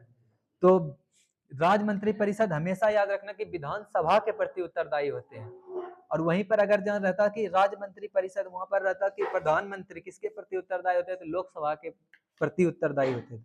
याद रखना, राज्य मंत्री परिषद किसके प्रति उत्तरदायी होते हैं? तो विधानसभा के प्रति उत्तरदायी होते हैं। ठीक। बिहार में पुल सड़क निर्माण के लिए सरकार ने किस कंपनी के साथ अनुबंध किया था? तांतिया कंस्ट्रक्शन। यानी कि बिहार में कोई भी पुल या सड़क का निर्माण होगा तो वो किसके साथ अनुबंध किया था? तांतिया कंस्ट्रक्शन के साथ। शायद अभी लगता है ये चेंज हुआ होगा, क्योंकि ये उस समय का क्वेश्चन है। बताना, 1857 के विद्रोह में बाबू कुंवर सिंह ने बिहार के किस क्षेत्र से नेतृत्व किया था? जगदीशपुर से। और पटना से कौन किया था? पटना से याद है कौन किया था? पटना से पीर अली किया था। और लखनऊ से नाना साहब। तो याद रखना। चलो, भारत के महान्यायवादी को कौन हटा सकता है? अभी जो अटॉर्नी जनरल बोले उसको कौन हटा सकता है, किसके पास शक्ति है उसको हटाने का? तो याद रखना, उसके पास, राष्ट्रपति के पास ऐसा शक्ति है कि वो महान्यायवादी को हटा सकते हैं, और उसका नियुक्ति भी कौन दिलाते हैं? राष्ट्रपति ही करते हैं। और ये अनुच्छेद 76 का एक में ऐसा चर्चा किया गया है कि राष्ट्रपति उच्चतम न्यायालय के न्यायाधीश को नियुक्त होने के योग्य किसी भी व्यक्ति को महान्यायवादी का नियुक्त कर सकता है, और महान्यायवादी भारत का प्रथम विधि अधिकारी होता है, और इसे भारत के किसी भी न्यायालय में सुनवाई का अधिकार प्राप्त है। वो किसी भी न्यायालय में बोल सकते हैं, लेकिन वो अपना क्या कर सकते हैं? मत नहीं दे सकते हैं, और उसमें भाग नहीं ले सकते हैं। किंतु सदन में मतदान का अधिकार नहीं है, वो मत अपना अधिकार भी मत भी नहीं दे सकते हैं कि इसके पास हम राष्ट्रसभा मतलब किस इसके साथ जाएंगे या फिर इसके साथ। बताओ, ध्यानचंद खेल किस खिलाड़ी से संबंधित है? और इसमें किसको, हाँ चलो, ध्यानचंद किस खेल से संबंधित है? तो हमेशा याद रखना हॉकी से। और इसी के दिवस पर, मतलब इसी को याद करने के लिए कौन सा दिवस मनाते हैं? खेल दिवस मनाते हैं, मेजर ध्यानचंद के ही याद में। और कहेगा हॉकी का जादूगर किसको कहा जाता है? मेजर ध्यानचंद। शेरशाह के बचपन का नाम क्या है?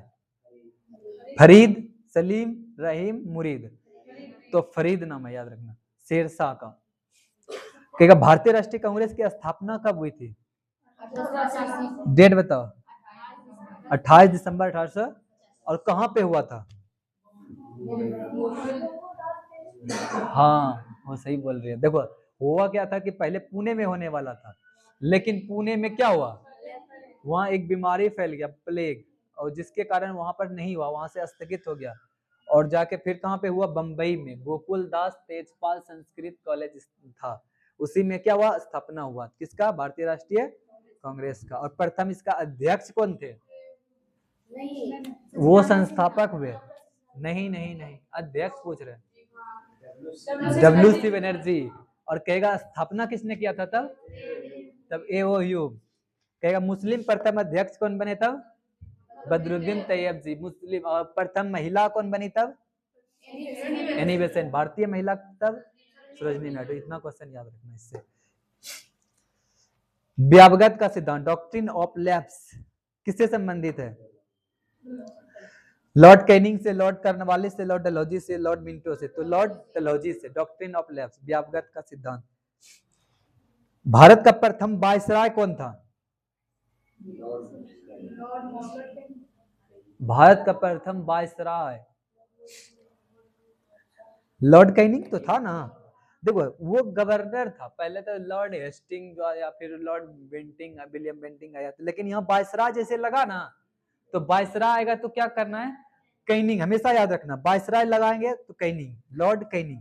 भारत का प्रथम वायसराय कौन था? तो लॉर्ड कैनिंग। और इसका कार्यकाल था 1856 से लेकर 62, लॉर्ड कैनिंग का। कहेगा ट्राई ब्रेकर शब्द किस खेल से संबंधित है? ट्राई ब्रेकर याद है? देखो, ट्राई ब्रेकर जो है ना, दो खेल से संबंधित है, एक टेनिस से है, एक फुटबॉल से है। ट्राई ब्रेकर, इसमें क्या होता है कि हुक चाइना मैन थे, थ्रो कवर स्लिप क्रिकेट के ट्राई ब्रेकर। तो याद रखना कि ट्राई ब्रेकर हमेशा टेनिस और फुटबॉल में मतलब इसका यूज आता है, ट्राई ब्रेकर। प्राचीन नालंदा विश्वविद्यालय के संस्थापक कौन थे? कुमार गुप्त, गोपाल, धर्मपाल।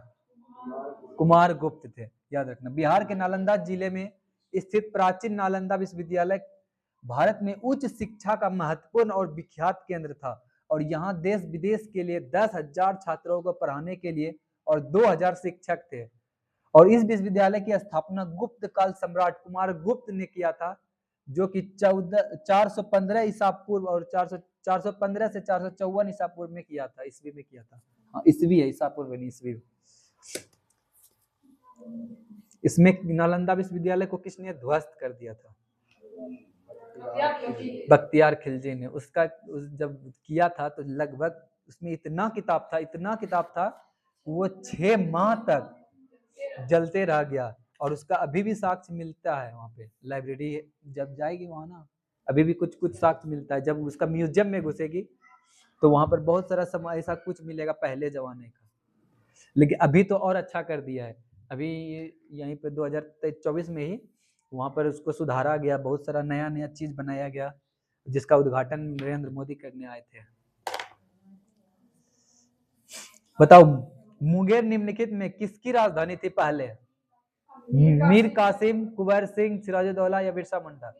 मीर कासिम का, याद रखना। गुरु गोविंद सिंह की माता का नाम क्या था? हाँ, ऑप्शन गुजरी है, ठीक है। देखो ऑप्शन में क्या क्या है, बीबी जयला, रानी दीदा, कजरी देवी, इनमें से कोई नहीं, इनमें से कोई नहीं, गुजरी देवी याद रखना, क्या है? गुजरी। और उसका पुत्र का नाम था फतेह सिंह। गुरु गोविंद सिंह के पुत्र का नाम था फतेह सिंह, और उसकी माता का नाम था गुजरी देवी, और पिता का नाम था गुरु तेग बहादुर, जो कि 9वें गुरु थे। इस गुरु गोविंद सिंह जो थे ना, उसके 9वें गुरु उसके पिताजी थे, जैसे कि 9वें गुरु था गुरु तेग बहादुर था। कहेगा फणीश्वर नाथ रेणु का जन्म कहाँ हुआ था? पूर्णिया में। यह क्वेश्चन आता है। और इसने कौन सा एगो लिखा था? इसका फेमस है, सबसे फेमस है मैला आंचल। ये सबसे फेमस है इसका, ये लिखी थी फणीश्वर नाथ रेणु ने, मैला आंचल। ये मेरे एग्जाम में आया था, अच्छा था। हाँ, कि मैला आंचल के लेखिका कौन है, तो यही था फणीश्वर नाथ रेणु। कामायनी पुस्तक के रचयिता कौन थे? कामायनी पुस्तक के जयशंकर प्रसाद। जयशंकर प्रसाद, ये एक महाकाव्य है। जैसे कि हमारे लिए हिंदू धर्म में महाकाव्य है ना, रामायण और महाभारत, उसी तरह ये भी महाकाव्य है कामायनी। हिंदी भाषा के महाकाव्य जिसके रचयिता जयशंकर प्रसाद है। यह आधुनिक छायावादी युग के सर्वोत्तम और प्रतिनिधि महाकाव्य। प्रसाद जी का कहना है कि यह अंतिम काव्य 1936 में प्रकाशित किया गया था। यह 1936 में किया गया था। कहेगा अर्थशास्त्र पुस्तक के लेखक कौन है? अर्थशास्त्र पुस्तक है, पुस्तक ना बोल रहे हैं, पुस्तक। और सीधा कहेंगे अर्थशास्त्र के जनक कौन है, तब एडम स्मिथ, वो दूसरा आ जाएगा। यहाँ पर पुस्तक बोल रहे हैं हम, ठीक है। तो अर्थशास्त्र पुस्तक के लेखक कौन है? तो चाणक्य। 3 नाम है उसका, चाणक्य, कौटिल्य और विष्णुगुप्त। और वहीं पे कहेंगे अर्थशास्त्र के जनक, तब दूसरा हो जाएगा वो। और ये जो पुस्तक है ये किससे संबंधित है? समाजशास्त्र से है, पॉलिटिकल से है, ऑप्शन सुनो, समाजशास्त्र है, राजनीतिक शास्त्र से है, या खगोल विज्ञान से? किससे है? राजनीतिक से है ना। वो जो थे विष्णुगुप्त, वो क्या करते थे? वो राजनीतिक के बारे में बताते, तब ना चंद्रगुप्त मौर्य को वो अपना शिक्षा दिए, तब जाके वो क्या हुआ कि वो आगे चल के सम्राट बने। तो याद रखना कि अर्थशास्त्र पुस्तक के किसने लिखा था? तो चाणक्य, कौटिल्य, विष्णुगुप्त। और ये किससे संबंधित है? राजनीतिक से, ठीक है। और कहेगा कि एक क्वेश्चन आता है कि चाणक्य ने कहां से शिक्षा प्राप्त किया था? चाणक्य बहुत बड़े ज्ञानी थे, और वो उसने वही पूछ रहे थे कहां से उसने शिक्षा पढ़ा था, मतलब कहां से इसने किया। हाँ, ये याद रखना, तक्षशिला विश्वविद्यालय से। ये इंपॉर्टेंट है। तक्षशिला विश्वविद्यालय सबसे पुराना विश्वविद्यालय है, और यहीं से चाणक्य भी पढ़े थे। सोचो, उतना बड़े ज्ञानी होकर भी वो अपना वो शिक्षा प्राप्त किए थे, और तब जाके इस सबको चंद्रगुप्त मौर्य को बहुत सारा शिक्षा दिए, उसको तलवारबाजी सबका, मतलब सब चीज में उसको परिपूर्ण किए, तब जाके वो आगे चल के बड़े सम्राट बने। इंकलाब जिंदाबाद का नारा किसने दिया था? भगत सिंह ने। और करो और मरो का नारा? जय हिंद का नारा? करो और मरो का नारा किस आंदोलन में दिया था? भारत छोड़ो आंदोलन के द्वारा। और करो और मरो नारा के जन्मदाता कौन थे, जानते हैं? नहीं, वो तो नारा न दिए, लेकिन पहले से ये चीज हुआ था, तो इसको जन्मदाता कौन थे? तो यूसुफ मेहर अली। ये इसके द्वारा क्या हुआ थे, वो वर्ड आया था, तब नारा किसने दिया था? तो वो आएगा महात्मा गांधी। बक्सर युद्ध किस के बीच हुआ था? बक्सर युद्ध याद है, सर पढ़ाए थे। बक्सर का युद्ध 1764 ईस्वी में हुआ था, और एक साइड से 3 गो शासक थे, और अंग्रेज के इधर से हेक्टर मुनरो थे। तो याद रखना कि मीर कासिम, देखो मीर कासिम थे, और सुजाऊ दौला थे, और शाह आलम थे। 3 ठो, मीर कासिम, सुजाऊ दौला और शाह आलम। एक साइड से ये तीनों थे और एक साइड से थे जो कि अंग्रेजों के सेनापति थे हेक्टर मुनरो। इसी के बीच चला था 1764 ईस्वी में ये युद्ध। तो कहेगा बक्सर का युद्ध किसके किसके बीच हुआ था? तो मीर कासिम, सुजाउद्दौला, हाँ, और शाह आलम। मतलब देखो 3 ठो इधर से था, तो ऐसे याद रखना मीर कासिम और अंग्रेज के बीच हुआ था, ये भी तुम बोल सकती है, ठीक है। और उसमें कहेगा कि तीनों का नाम अगर पूछ देगा तब तो तीनों का बताना। मीर कासिम बताना है जो कि अवध के नवाब थे, और सुजाउद्दौला थे, और मुगल सम्राट और शाह आलम द्वितीय थे, ये तीनों थे, ठीक। कहेगा बिहार में कितने परमंडल है? परमंडल हमें याद रखना 9 है, और वो कौन कौन है? तो सुनो, पहला परमंडल है पटना, दूसरा है तिरहुत, तीसरा है सारण, चौथा है दरभंगा, पांचवा है कोसी, छठा है पूर्णिया, सातवां है भागलपुर, आठवां है मुंगेर और नौवां है मगध। और सबसे बड़ा परमंडल कौन है? तो तिरहुत है, और सबसे छोटा भागलपुर है। याद रखना, कहेगा बिहार में सबसे बड़ा परमंडल कौन सा है? तो तिरहुत, और सबसे छोटा भागलपुर। सितारा देवी किस विद्या से संबंधित है? सितारा देवी कथक नृत्य से है। कथक मतलब कथक ये करती थी। हाँ, सितारा देवी किस विधा से संबंधित है? तो कथक नृत्य से, कथक नृत्य करती थी ये। पटना हाईकोर्ट की स्थापना कब हुई थी? ये क्वेश्चन आया था 1916, 1917, 1926, 1920। 1916 में पटना हाईकोर्ट की स्थापना 1916 में, कई बार एग्जाम में आया है ये।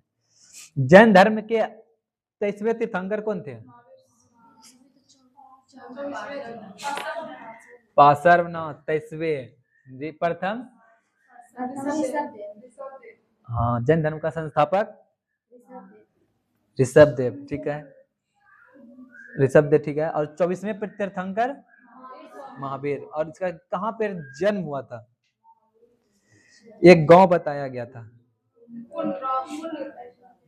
जिम्ब्रिक नामक गांव में हुआ था उसका जन्म, और मृत्यु हुआ था कहाँ पे?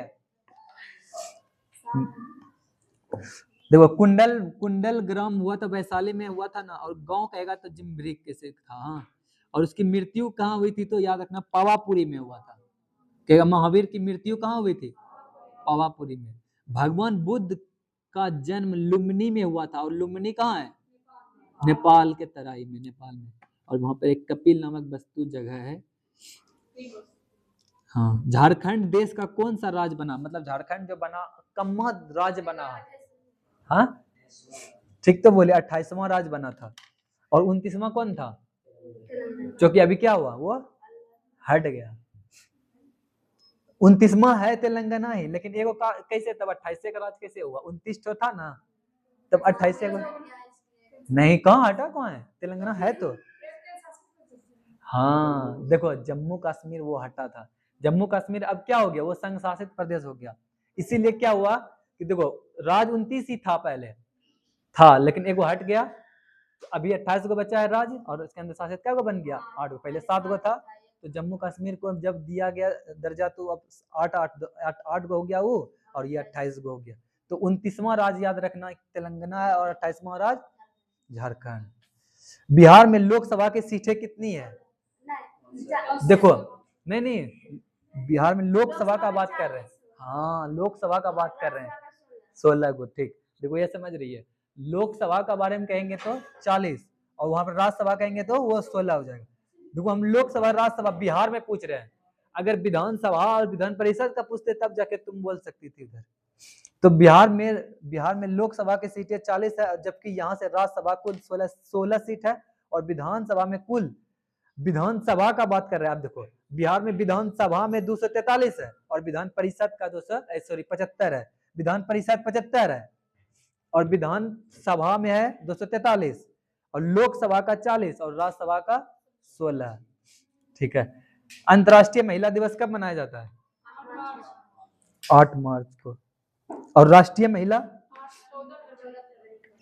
गलत, 13 फरवरी।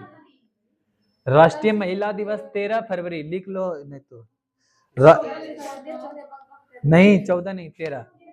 और हाँ, सरोजिनी नायडू के जन्म जयंती पर ही मनाया जाता है। बिंबिसार किस वंश का राजा था? हरियक वंश का। बिंबिसार किस वंश का था? हरियक। भारत में प्रथम सत्याग्रह गांधी जी ने कहां से शुरू किया था? पहले ऑप्शन सुनो। क्या कह रहा है? गांधी जी ने प्रथम सत्याग्रह कहां से शुरू किया गया? तब भारत में। अगर देखो, अगर भारत नहीं दिया रहेगा तब क्या मारेंगे? सीधा कहेंगे कि हम पूछ लेंगे कि प्रथम सत्याग्रह गांधी जी ने कहां से शुरू किया था, तब वो दक्षिण अफ्रीका से बोल सकते हैं। ठीक है, जब यहाँ पर भारत लगाएंगे तब क्या बोलेंगे? चंपारण सत्याग्रह से। तो वही वो नहीं लिखाए थे, एक वो वहां से किए थे ना 1906 में। हाँ, दक्षिण अफ्रीका में एक पहले वहां पर सत्याग्रह किए थे। हाँ, वहां पर जब वो क्या बोला था, रंग भेदभाव जब हुआ था ना, तो जिसके कारण वो वहां पर भी वो क्यों? देखो, इसमें हुआ था क्या कि जैसे कि किसानों सबको क्या होता था कि जबरन अंग्रेजों के द्वारा उस सबको ना खेती करवाया जाता था, नील की खेती, जिसमें क्या होता था कि जैसे 3 कट्ठा 3/15 था ना, 3/20 था। हाँ,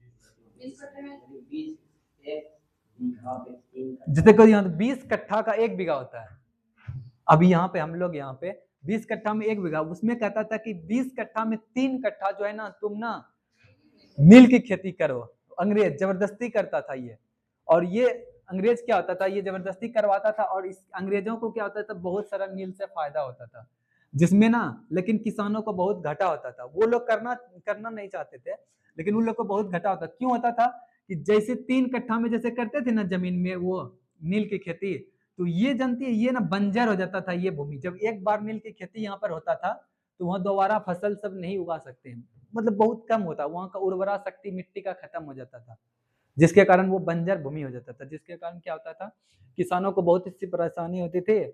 और इसमें से भी क्या, जब इसमें से भी टैक्स वो लोग ज्यादा ले लेता था और कम दाम में इसको खरीदता था, ये बड़ी समस्या बन गई थी, जिसके कारण राजकुमार शुक्ल के द्वारा ये मतलब किसान के नेता थे, जिसके कारण क्या हुआ कि गांधी जी को इसके द्वारा बुलावा गया कि हाँ, यहाँ पर हम लोग को बहुत सारी परेशानियां हो रही है, तो यहाँ पर आप आइए और इसको समाप्त कीजिए। ठीक है, जिसके कारण वो आए। तब 3 कठिया जिसको पद्धति कहती है ना, कि 3 कठिया पद्धति थी, यही 3 कट्ठा में जो वो करवाते थे उसी का नाम 3 कठिया था, जिसके कारण क्या हुआ, चंपारण सत्याग्रह चलाया गया, जिसके कारण ये समाप्त हुई धीरे धीरे। ये ऐसा नहीं कि वो अचानक से, मतलब अब उसमें भी जैसे गांधी जी चलाया, गांधी जी ने धरना प्रदर्शन किया, लड़े, बहुत सारा था इसमें कहानी, और भी बड़ा है कहानी, सब सुनेगी तो समझ में आ जाएगा। कितना टाइम हुआ? अच्छा चलो,